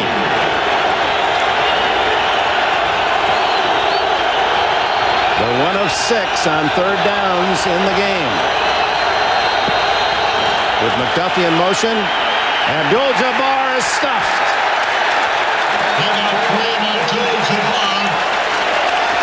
You know, this really is decision time for Jimmy Johnson. No, he isn't. He's going to punt the ball away. You know, with that much, we looked at what? 2 chain links. Why don't they quarterback sneak? I mean, I know Marino is padded up pretty good. I'll tell you why. Well, because it's Dan Marino, and you got Chester McLaughlin and Jerry Ball inside, and they just cannot move them backwards, and so the quarterback sneak might not have worked either. So on fourth down and less than a yard, Kidd to punt. Tim Brown to receive.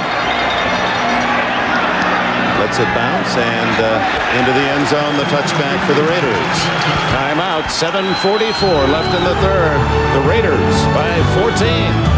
Raiders fake the reverse to Brown, and then the throw for Harvey Williams is incomplete at the 35. Whoa, I'll tell you what. Did you see when Tim Brown comes around and the fake to Tim Brown? He comes out here in the flat and not a soul went with him. Well, there was a lot going on that time. A lot of faking, a lot of motion. Watch Tim Brown come around. They've run the reverse. They've run the reverse pass. This time, a different look. Let the quarterback throw it, and you could see up in the top, nobody was looking at Tim Brown. Well, Daniel Stubbs was there. As soon as he saw he didn't have it, he laid off. But he was the only guy over on the Miami right side. 2nd and 10. Braun, Williams, maybe a yard. Darryl Gardner made the tackle.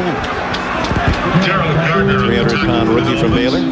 You know, the one thing about Steve Wisniewski in the game, and I know that the players respect him for this, he doesn't stop. Here's Wisniewski now on Darryl Gardner. Now watch Wisniewski. Here he is. He's going to somebody else. I mean, I got time. Armstrong said, "Wait a minute, will you quit pushing me?" You get to know him, don't you? Doesn't matter where you play. You're going to get to know. Every single guy along that front 7 of Miami knows who he is. He introduces himself. 3rd down 9. Flags go flying offside, and then the dump ball. No, now they're going to say no play. Looked as if that, I guess there was contact again before the snap by Miami. Unless it was a false start. False start. Offense, number 75 prior to the snap. Tackle 5-yard Pat penalty, Harlow. still third down. That'll be the left tackle over here. There he is. Now, what's he doing? Watch this. You be the judge. He does. He rocks back. Now, they can flinch. They can do it as long as they don't get in the neutral zone. But there is on the top side, that's Armstrong. Trace Armstrong is in a neutral zone, but Harlow had already moved. Yeah, I thought Miami had moved first, but they had not made contact. Nevertheless, 5 yards against the Raiders to the 16. Stetler going long to Jet. Incomplete.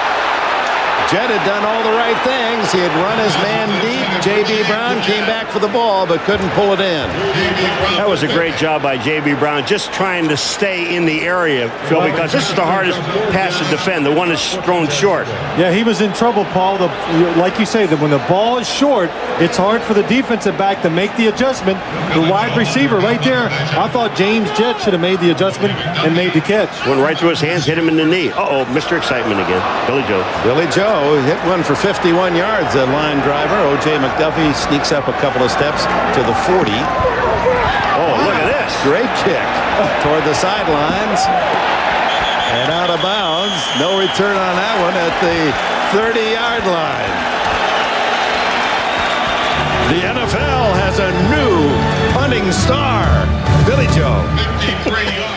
Back to Oakland, I'm Jim Gray. Well, Billy Joe Holbert has punted for 4 years with Jeff Gossett. During halftime, Jeff Gossett, the regular punter who has a couple of cracked ribs, told me that he recommended Holbert be the guy because he can uncork one every now and again and has in his 4 years during practice.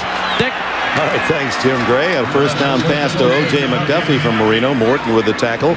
When Billy Joe came to the sidelines, lots of congratulations and smiles. That was a 54-yard punt, no return by Holbert.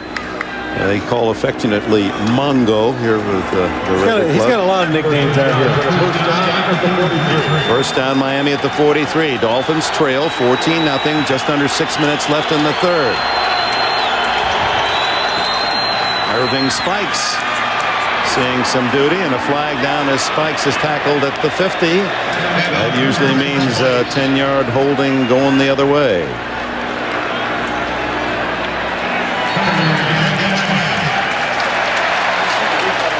You know, we talked to Mike White, and we've talked to other coaches about, Mike, especially Mike White, we don't get a break. They don't throw flags against the other teams. They always throw them against us.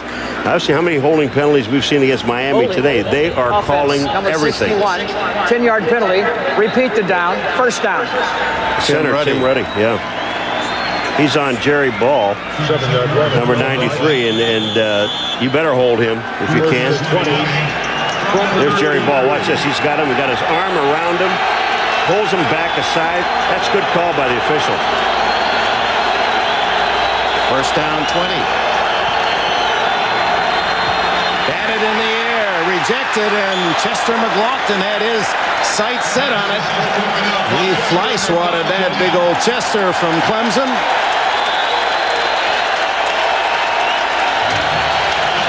This has been an outstanding defensive game for the Raiders. Chester McLaughlin, 91. Well, it's a quick drop by Dan Marino, and Chester McLaughlin just does a good job of getting penetration on a three-step drop. An offensive lineman cannot let a defensive lineman get past that line of scrimmage. Had to make his mom Hazel, who works for the fire department back there in Whiteville, North Carolina, proud. Second and 20. Drilled is the receiver, Fred Barnett, but hangs on as Darren Carrington makes the tackle out near midfield. We saw a catch last week by Penn of Kansas City that makes a great catch and getting hit. Watch Fred Barnett coming back on Albert Lewis, cuts to the inside. The ball is right there. Bam, the hit is there. Holds on to it. 16 yards on the play. Third down and 4. Barnett's hurt.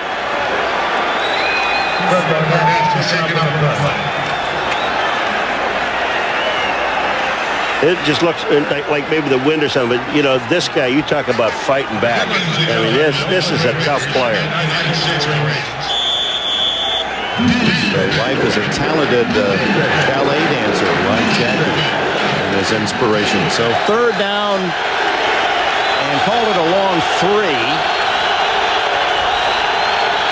1 for 7 is Marino on third downs today. Safety blitz. They pick it up. Incomplete. Intended for O.J. McDuffie, and Albert Lewis defended. Phil, the Raiders had 9 guys along the line of scrimmage. Now, Albert Lewis is in coverage, so he's sliding along. But along this line of scrimmage, I mean, there are 9 guys down. Darren Carrington comes up, and here's a ball by Albert Lewis knocking it down. That was his man, O.J. McDuffie. But that was a strange defense. I mean, they were all up except for 2 guys. But the veteran Lewis making a terrific play as John Kidd sends a high spiral. Tim Brown with a fair catch at the 9-yard line. 4.5 left in the third. It's still the Raiders by 14. Watch how close the Dolphins are to a really big play. Here's O.J. McDuffie. Albert Lewis following him. Watch the traffic jam that's in the middle. O.J. McDuffie now should be going underneath the defense. Instead, he goes up the field. Albert Lewis is able to come underneath it and knock the pass down. But the little things, Dick, that's what makes a difference in a game. The angle, the receiver, if he'd have taken a better angle, cut behind his receiver, Albert Lewis could not have got there to defend the pass. Meanwhile, it's Polaroids and Luke Cleats on the sidelines as the Raiders go to work with a 14-point lead late in the third from their 9-yard line. Hostetler gives it to Derek Fenner, who had a touchdown earlier, and he takes a solid wallop from Sean Wooden. Shane Burton assists. The thing looked like the pit at Indy. Those guys changing tires, changing cleats. They got the drill going. I mean, you know, these guys change all the time. I mean, guys, I can't. These cleats are too short. They're too long. Sean Wooden, the rookie from Notre Dame, moved to strong safety, replacing Louis Oliver, and Sean Hill inserted into the starting lineup by Jimmy Johnson today. Raiders running the ball effectively, and it's Fenner close to a first down at the 19. Dwight Hollier made the stop. Other scores roll through. First down for Oakland. Well, Jimmy Johnson a couple times today has shown his faith in his defense by not going for it on 4th and a foot, 4th and a couple inches, and the defense has responded. But how many times can they keep stopping this Raider offense and giving it back to the Dolphin offense? 3:20 left in the third period. And a flag. Looked like Kevin Gogan was a little too quick in his movement. Michael Stewart was getting banged around by Andrew Glover. I mean, False start. Offense, number 66. 5-yard penalty. Still first down. 325-pound Kevin Gogan. yeah, when he moves, you know he does. And then Michael Stewart, watch this, number 35. Watch him come in. There's Dudley. There's Glover. Watch these 2 guys. Bang, bang. Get out of here. First down and 15. Fenner driving out to the 17-yard line. Steve Empman and Tim Bowens and others down low to trip him up. Clock ticks away late in the third. Raiders scored in the second period on a Hostetler to Tim Brown 22-yard touchdown pass after Derek Fenner had run for a 6-yard score. And meanwhile, it's been maybe the best effort of the season by the Raider defense. They have stymied Miami the entire afternoon. Closest Miami to scoring was missing a 42-yard field goal after a 37-yarder was canceled by a 5-yard penalty. Last play of the first half. Hardy Williams, only a yard. Zach Thomas with another tackle. So third down and 12.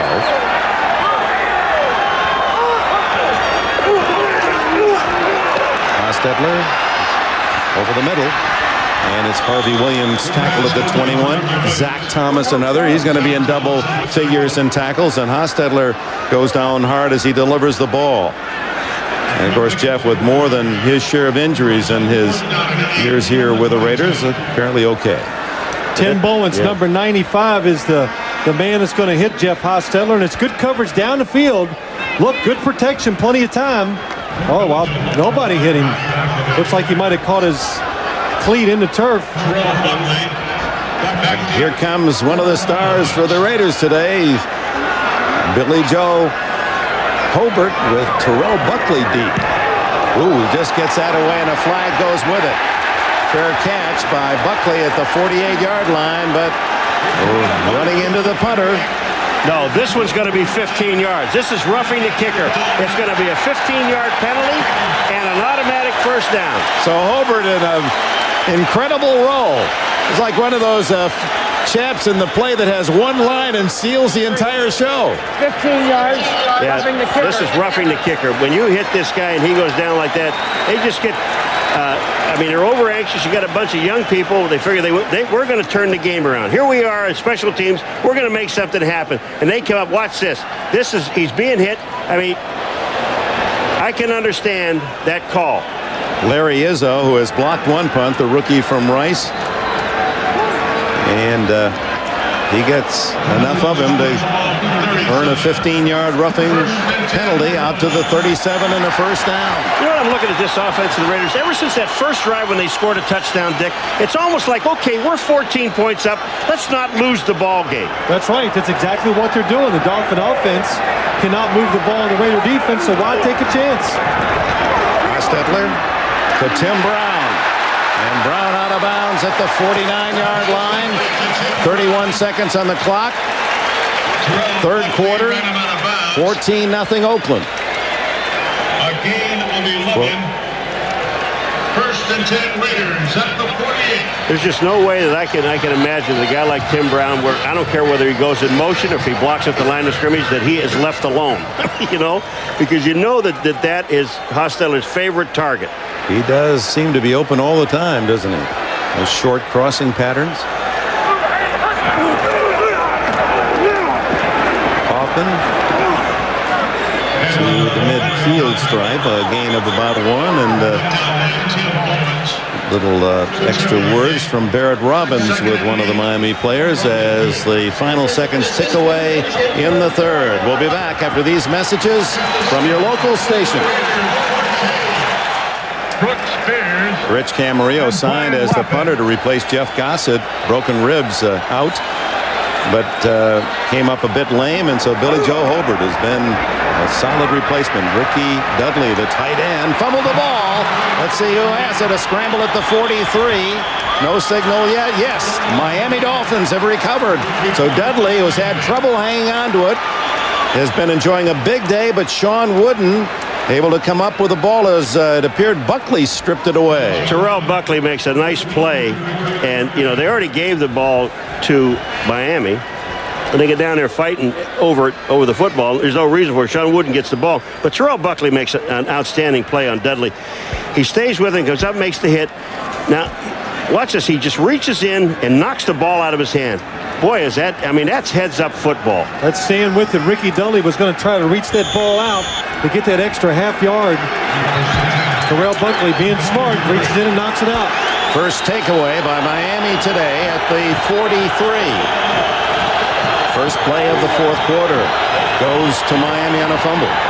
Marino goes long for Barnett. Intercepted. Albert Lewis, the veteran, has his second of the year.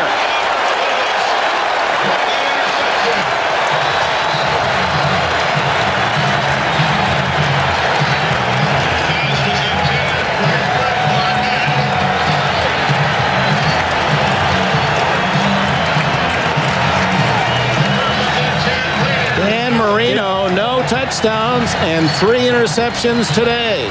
Fred Barnett on Albert Lewis. He makes the move, but Albert Lewis knows Dan Marino likes to throw those hard, long balls, and he turns around in time to see it and make the interception. And Dan Marino is upset. You've got to put that one either behind the receiver or way out in front. Not a good throw. But he's upset right there, Phil. Is he upset with himself, you think, or Barnett for not coming back to the ball? With himself, because when you throw that ball on the line like that, Paul, when you're going down the field, it's got to be to the back shoulder of the wide receiver. He threw it to the inside where only Albert Lewis had a chance to catch it. 40th career interception for Lewis. So back-to-back turnovers. Back underneath it goes to Tim Brown, a short yardage. Zach Thomas, the tackler.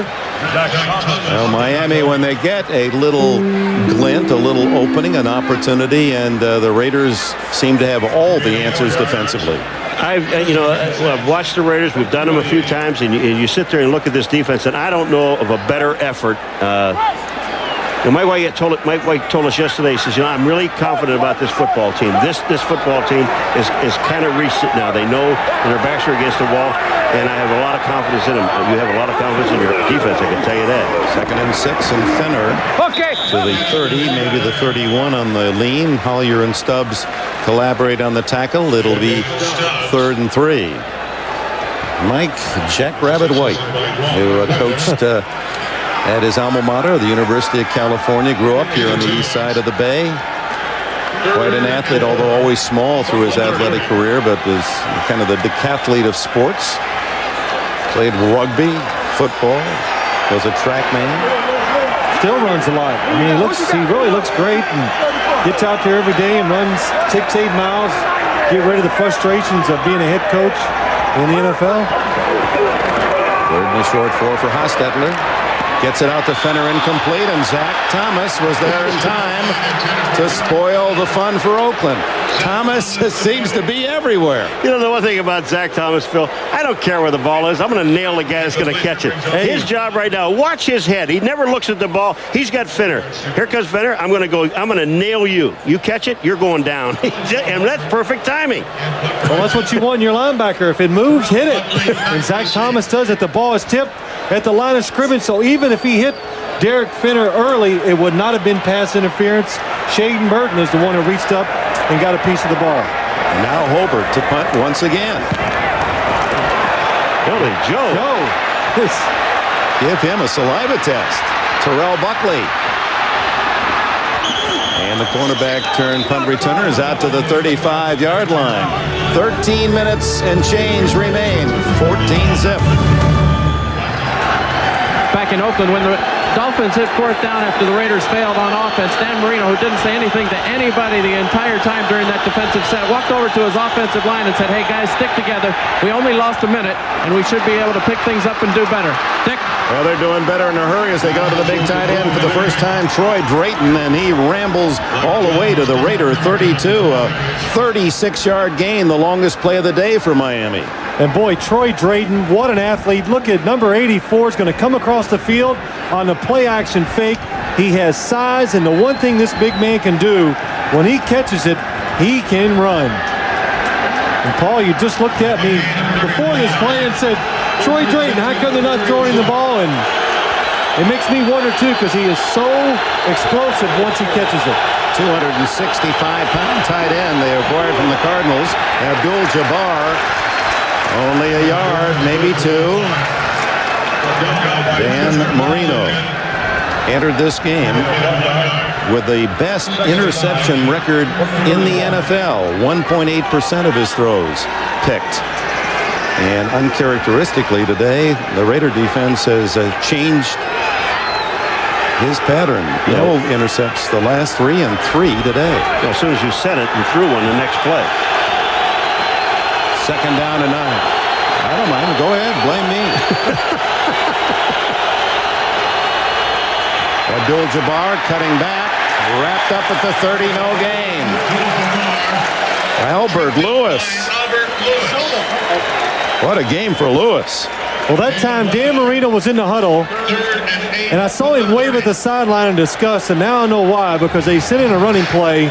He did not like it. The Raiders, penetration, everybody in the backfield, it had no chance. You say, well, why doesn't he audibilize? You just don't have you don't have the right people to go anywhere else with it. Well, because the head coach tells you not to audibilize in those situations. You do what the coaches tell you. Tipped Incomplete. Flag. Dan Land in on the quarterback. Carl Kidd on Fred Barnett, number 46, down here on the bottom left. It looks like a penalty but the ball is tipped, but that doesn't make any difference. This was a holding penalty that I think they're calling. Now, pass interference, if the ball is tipped, that's okay. But when you have a holding penalty, that counts anytime. Holding prior to the pass. Defense, number 46. 5 yards, automatic first down. A big first down penalty for Miami. You know, you say, well, why would this guy hold because it's away from the play? He's covering Fred Barnett. He's got a job to do. He doesn't know where Marino's going to go with the ball. That, and it was a blitz. He had single coverage on him, so he was a little worried. Over-aggressive holding. Big break for the Dolphins. First down at the 25, trailing 14-0. And a fumble, it appeared, and the Raiders say they have it. They do.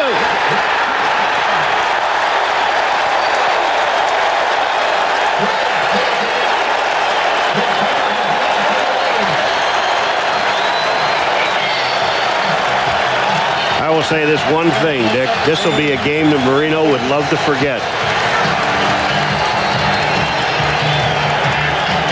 Well, I think Dan Marino could sense the fact that they were going to blitz. He's pulling out just a little too soon. The ball's on his fingertips. That's a good shot of the quarterback leaving before the snap of the ball.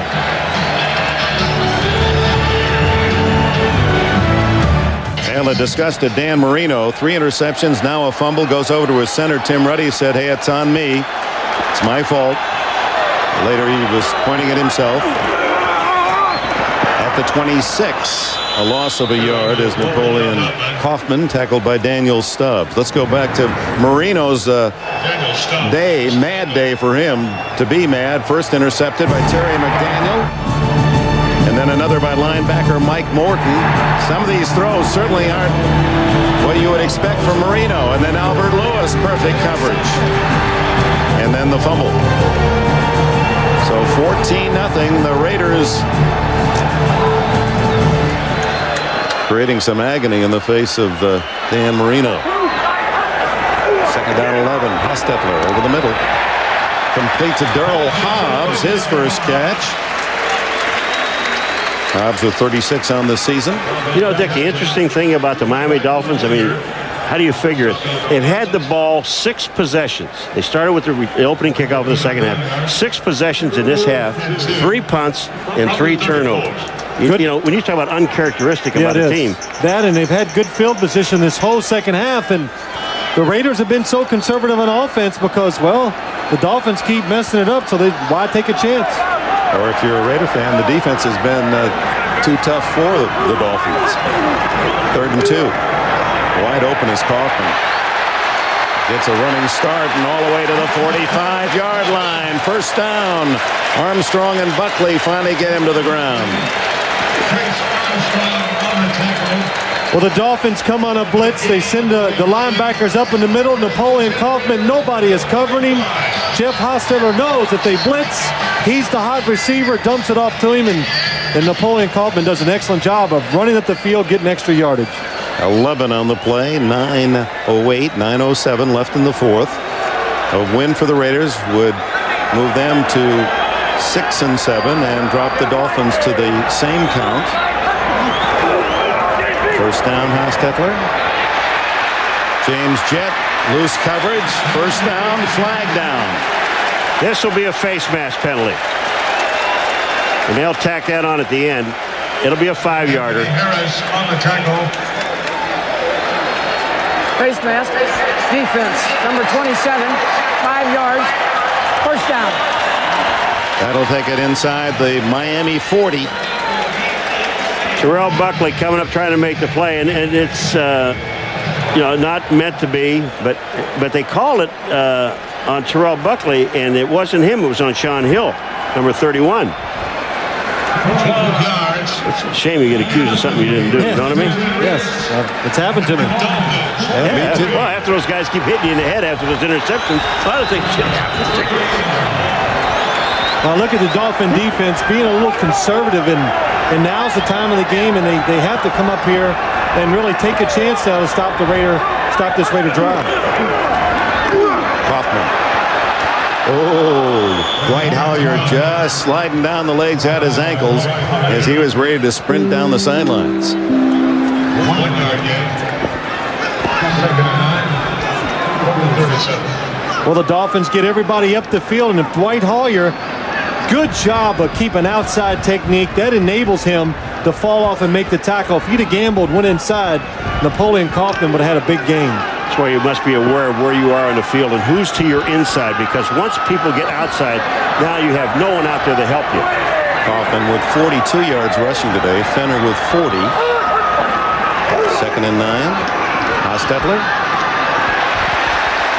to the 30-yard line, 29. Tim Brown hit by Buckley. It'll be shy of a first down by a yard.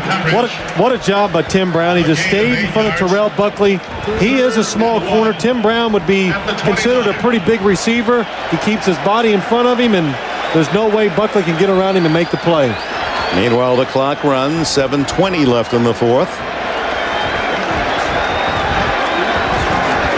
Shooting for another 1,000-yard season is Brown. He's been over that mark the last 3 years.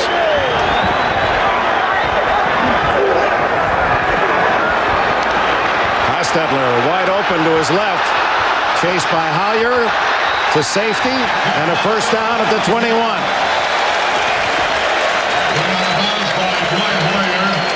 You know, Daniel Stubbs comes upfield and Hostetler sees it. When he goes upfield and sells himself, number 96 at the bottom of the screen, watch what he does. Pat Harlow just takes him out, Stubbs goes around, and Hostetler just sees the hole. There's no way for Stubbs to get back in. Does the smart thing, tucks it away, picks up the first down. Well, I think that's the third time today on third and less than a yard. The Raiders have run a play-action pass. They have never gotten the ball down the field with the throw, but Jeff Hostetler scrambled a couple times for first downs. 8th play of the drive. Fenner hit by Tim Bowens. Dropped at the 20, a gain of 1. Well, in the first half, it was interesting that the Dolphins had not been shut out the first half of the game in 32 games.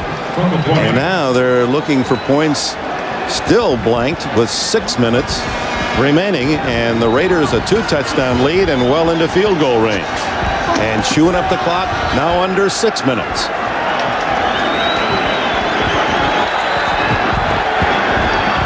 Tough day for Dan Marino.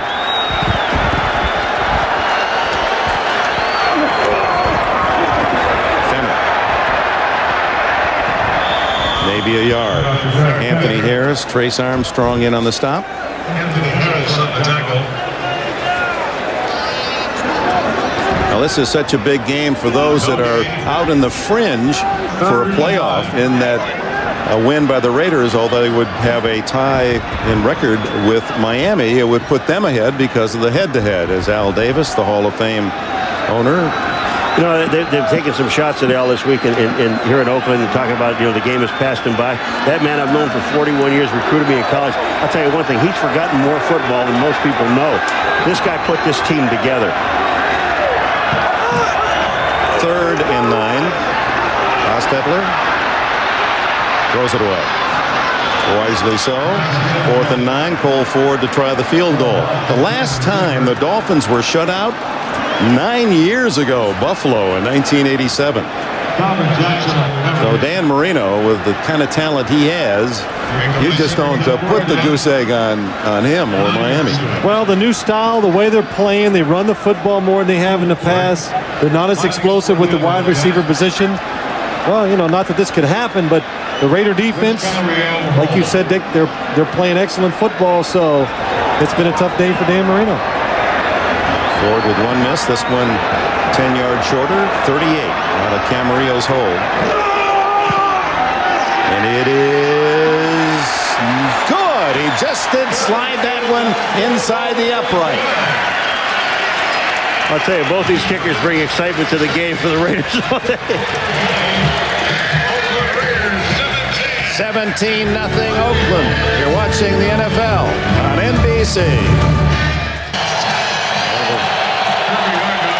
Dolphins enjoying a 17-0 lead, and they have been rough on Marino. Irving spikes, comes up on the 10, 20, and to the 34-yard line. James Felton with Folston with a tackle, and a look at the remaining schedule for the Raiders, who feel maybe they run the table. They get in the playoffs at 9-7. Kansas City on a Monday night next game, then at Denver, and Denver already clinching all the important positions, and then Seattle at home. So you know, Dick, when you look at this team, though, and this time of the year, Phil, this is when the defenses must take over, because they're going to play cold weather games. The defenses come in to play at the end, and the Raiders, where they played today, you were right at the beginning. They have a good chance of running the table. incomplete. McDuffie handcuffed with that bullet from Marino. Albert Lewis was right there for the Dolphins.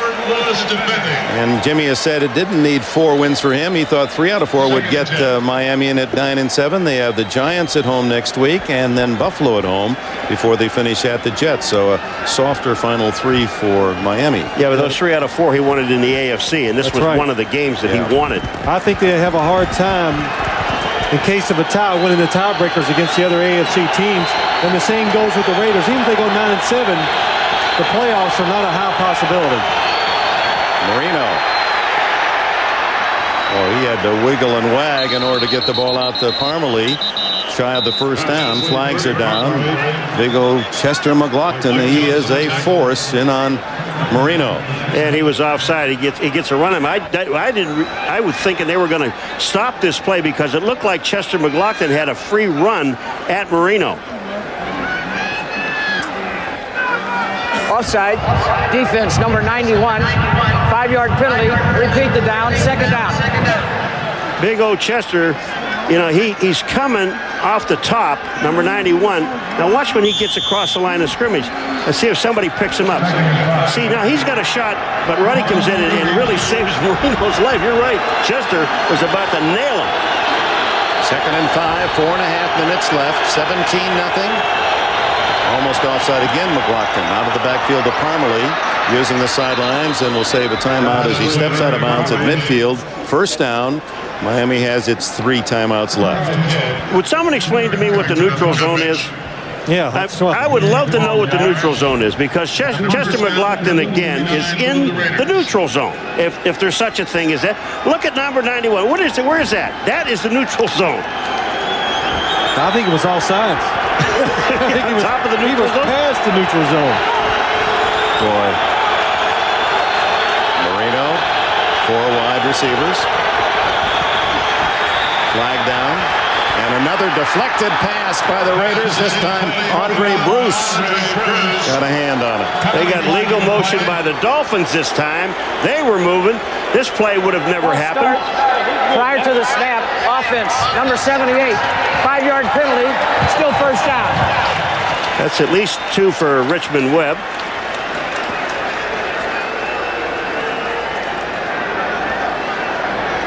Number 78, left tackle, that's movement. Once you move, once you are in a position, whether you're in a 3-point stance or a 2-point stance, makes no difference. Once a lineman is set, that's it. Now, how could they see that little movement? Yeah, They couldn't see big Chester. 320-pound Chester McLaughlin offsides. That's got to be alarming to Jimmy Johnson. Not only those statistics, but 10 penalties against Miami today. Down the middle, almost intercepted again. Darren Carrington hopping at the opportunity. Darren Carrington couldn't get by the receiver, and that's what he's all upset about. Lamar Thomas was there. He couldn't get around him. Lamar Thomas gets his hand back inside. This ball should have been intercepted. This should have been number 4. Yeah, just the Dolphin receivers have been so rarely open, even when they have caught passes. There've been a black jersey right on them. well, that's one of the problems they've had all year, Dick. They can't separate from the defensive backs. The Raiders, the one thing they have speed at the corners, so it's making it tough on the Dolphin receivers. Marino to Parmalee, and that one through traffic, incomplete. Parmalee couldn't pull it in as Mike Jones was on him again. Just tight coverage. Well, you thought Miami, a lot of folks, as you see Marino deliver again, it's easy to forget that two players that are starring in this league were in Dolphin uniforms recently. Yes, you got Irving Fryer, another big day today. And then I'm just guessing Keith Jackson. Well, how about the fella down in San Diego? That's a pretty good one, too. That's right. That was a few years ago. Keith Jackson, I always hear Dan Marino talking about him, how much he loved him to throw the football to him as a tight end. Marino again to the sidelines, and Lamar Thomas turns it up enough to get the first down. That was an alert play by Thomas, who played at the University of Miami. He was about to go out of bounds a yard shy and cut it upfield enough for the first down. Tony Martin, San Diego. That's it. It was just the leading touchdown maker in the league catching the ball. Well, he just couldn't catch the ball when he was at Miami. He was just breaking in, trying to learn a few things of the trade. And well, back then they had so many good receivers, they didn't have to wait on you. They could move you on and pick up another player. Well, those are three outstanding players that Marino does not have now. Quick toss. What a catch by Fred Barnett. How did he stretch that far? What a pass. What a pass. I mean, Fred Barnett makes a great move, but what a pass. Carl Kidd has no chance on this ball. And watch Barnett. Watch him stretch his arms to make the catch. Look where the ball is. Over the head of Kidd. He has no chance to turn. That's Nice how play. Dan Marino meant to throw that pass a few series ago that was intercepted by Albert Lewis high into the outside where his receiver is the only one that can get it. Underneath this time, it goes to Bernie Parmalee. Tackled just shy of the 10-yard line by Dan Land. Back to Barnett. He leads the Dolphins with 6 catches and 95 yards today. Clock running, 3:18.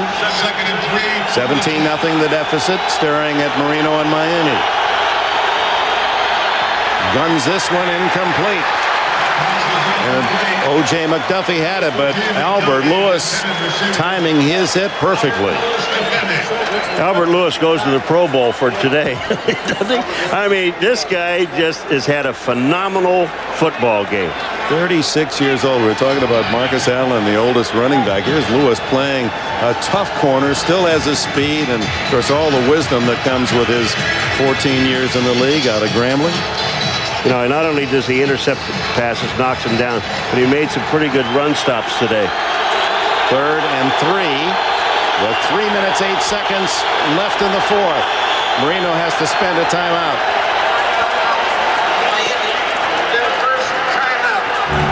It's still Oakland by 17.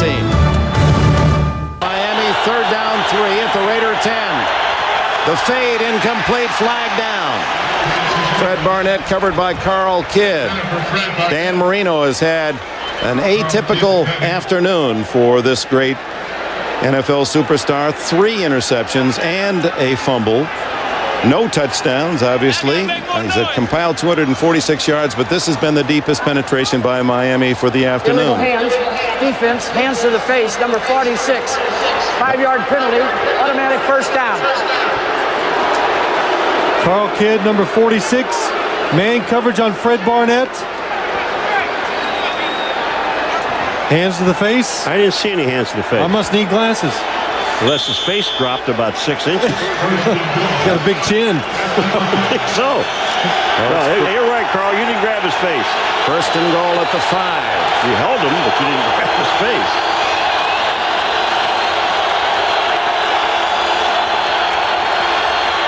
Same play, incomplete, same result. 2 flags.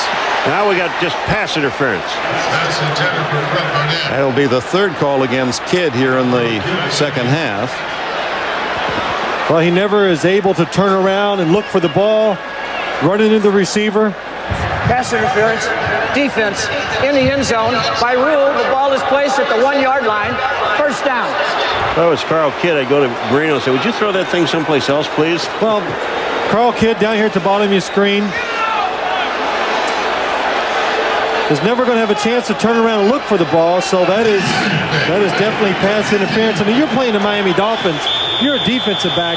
you've got to know they're going to try that play down the goal line in those situations. Timeout. So the Raiders use their first timeout, leading 17-0. Miami at the 1 when we come back. 3:01 left. Miami trying to avoid a shutout. They've not been blanked in 9 years. Abdul-Jabbar dropped for a 3-yard loss. Greg Biekert led the charge. Well, this play just says it all about the whole day. The Miami Dolphins just getting overpowered by the Oakland Raiders. Watch Greg Biekert, number 54, times it perfectly. He just goes in. He blows the whole play up. Well, he runs over 2 players. He runs over McIver, and he also runs over Stanley Pritchett, a guard and a fullback, and makes the play. So the Raiders use another timeout. The 2nd and goal from the 4, and Marino goes to the sidelines to seek some help. Mike White's team led 14-0 at the halftime, and then a field goal here in the second half, accounting for the scoring.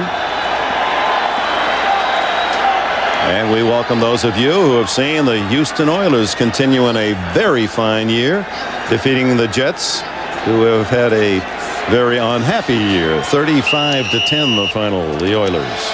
The Jets have the playoffs yet? Jets go 1-12, while the Houston Oilers move within 2 of Central Division leader Pittsburgh. The Steelers defeated earlier today. Yes, they were officially eliminated today, Paul. So you can figure that out. Thank you very much. Thank you. 2 minutes and 39 seconds left here in Oakland, where it's been all Raiders. Miami trying to get on the board. 2nd and goal. Marino. Touchdown as he drills it to Randall Hill. Hill's 3rd touchdown reception of the year. So at least for Marino, some salve on the wounds. He avoids the shutout. Well, it was a good throw by Dan Marino. He's going to be looking left all the way, and then finally in the back of the end zone, he sees the open receiver, Randall Hill, and is that Carl Kidd again? Carl Kidd. Nedney. And now you think back to the end of the first half when Nedney made a 37-yard field goal, and there was a 5-yard Miami penalty, and then he missed from 42, or it would be a touchdown game. And we welcome those of you who have seen the Denver Broncos continue their brilliance of this football season. 34-7 over Seattle, and the Broncos thereby, according to all the reports we've received, have home field advantage all the way through the playoffs on the first day of December. I love when I go around the country. Everybody says the same thing to me. They ask me questions. You think the Broncos are any good? Nobody wants to believe that this is a good football team. They deserve to be 12-1 because they do everything well. You know, and people still don't believe it. But you know, there's some other things that are involved in here. The Denver Broncos are a team really without injury, and the ones that they do have injured, they've got the backup people are there. Now we'll look for the onside kick here from Miami. 17-7 the score. Here's the last touchdown. Marino's 4-yard strike to Randall Hill that avoids the shutout. Marino, 4 turnovers, 3 interceptions, but it was his fumble from snap that led to a field goal here in the second half that gives the Raiders a 10-point lead now, not just 7. They were driving to score on that fumble. Nedney, boy, that ball's up for grabs, bounces around and finally knocked out of bounds. Looked like a Raider hand that kept it away from Miami. They're congratulating Tim Brown because that was a jump ball. Anybody could have had that one, and it looked like Brown jumped up and knocked it away. This was a great kick by Nedney. Look at that ball. It hits the first hop, and then the Raiders let it hit the ground, which you should never do. Now here's the ball in the air, and watch this. Tim Brown knocks it out of bounds. What a heads-up play. Touch the ball prior to going out of bounds. First down. And so it's a Raiders ball at that spot. So Tim Brown, who has a new record, NFL record for punt returns in a career, more than anyone has ever returned kicks, makes another one of those little things you don't see in the box score plays that are so important. You know what's amazing about this? Now, the onside kick, Dick, if the Miami Dolphins would have knocked the ball out of bounds, it would have been a 5-yard penalty, and they'd have to kick over again. But if you kick the ball off and it goes out of bounds at a normal kickoff, like down the field, then it's put on the 40-yard line. You figure that baby out. Or if it's less than that, it goes out of bounds. It's at that spot. Oh, that's to confuse everybody. I'm confused. It's just one of those rules that don't make any sense. Harvey Williams will try to tackle the ball, and Williams to the 42-yard line. More excitement. That's why the rule is there. Give the team that's behind every chance you can to let them catch up. Miami has 2 timeouts, and at 2:20 they don't use one of them, so that means the Raiders can let it run to the 2-minute warning. Derek Fenner started the scoring in the second quarter, a 6-yard run after Terry McDaniel's interception. Then Hostetler to Tim Brown made it 14-0, a 6-yard pass play at the half. And then the fumble recovery and the field goal by Ford made it 17-0 before Miami's score. 2 minutes left in Oakland. The Oakland Raiders trying to go 6-7. They first scored on this Fenner 6-yard effort. That was after a Marino interception. And then Tim Brown spinning away for his 8th touchdown catch of the year to make it 14-0 at the half. And now back to live action. Harvey Williams protecting the ball at the 41-yard line, where it'll be 3rd down and about 5. And Anthony Harris on the no timeout used by Miami here. I don't understand this now. You take the timeouts now.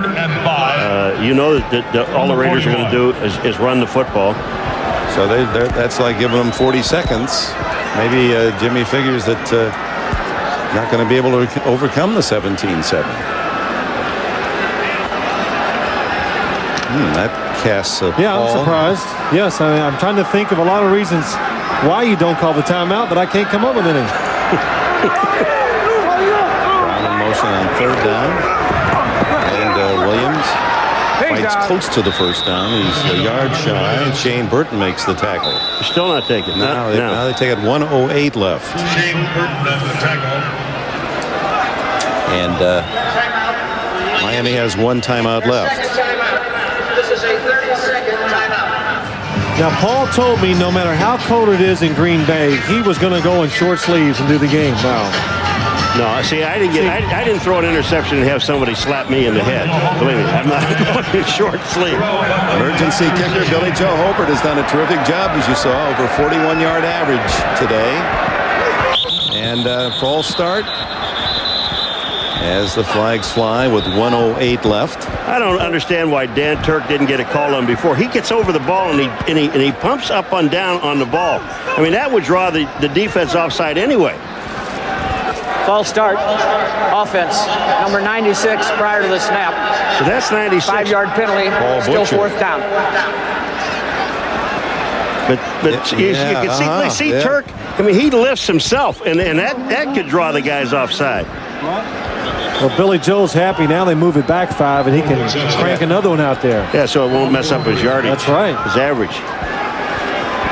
Now, he'll go home tonight, and he'll be mad about that one bad punt. He's had 4 really good ones. That one bad one, though, What they say about him, he's so intense and competitive. He sweats when you're dealing the first round of cards. I'd say he is a joy to talk to. He's fun. Oh, man.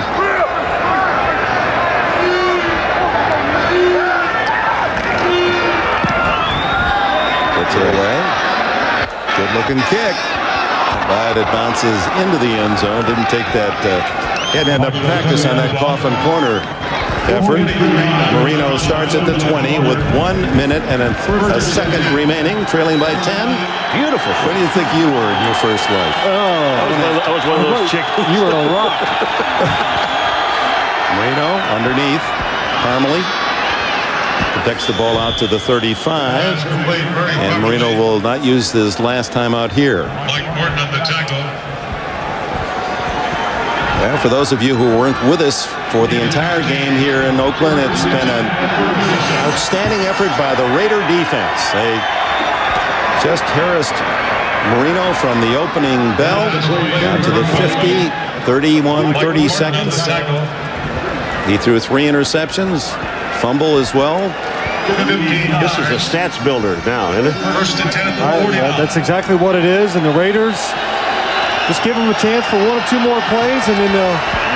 McDuffie to the 40. And Marino uses his last time out with 9 seconds. Well, so the Raiders, and going back to the start of the game, folks, if you haven't been following this Oakland team carefully, they did start out 1-4, but since then they've lost only 3 games. One 22-21 to Denver, and the other 2 were in overtime.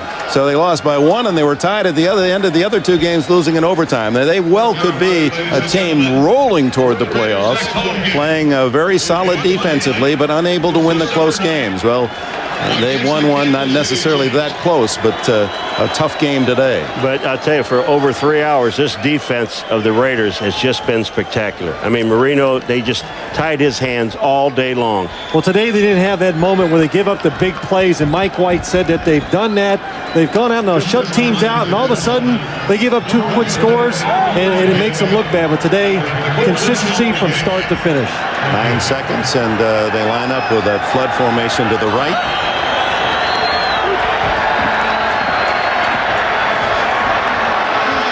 To the goal line. And it falls incomplete with 1 second left. It gives you a chance to practice that Hail Mary pass once more. Jimmy Johnson, the master motivator. Tough week, losing on Monday night, a game that he thought they should have won against the Steelers. Had many opportunities in that game to win it, and actually I thought they played well. Today they just weren't up. They weren't up physically, just not a match for the Oakland Raiders. The 9-7 teams, some will get in, or one will get in, 9-7. These guys could go to 9-7, both of these teams. Right. There might be one 9-7 team get in.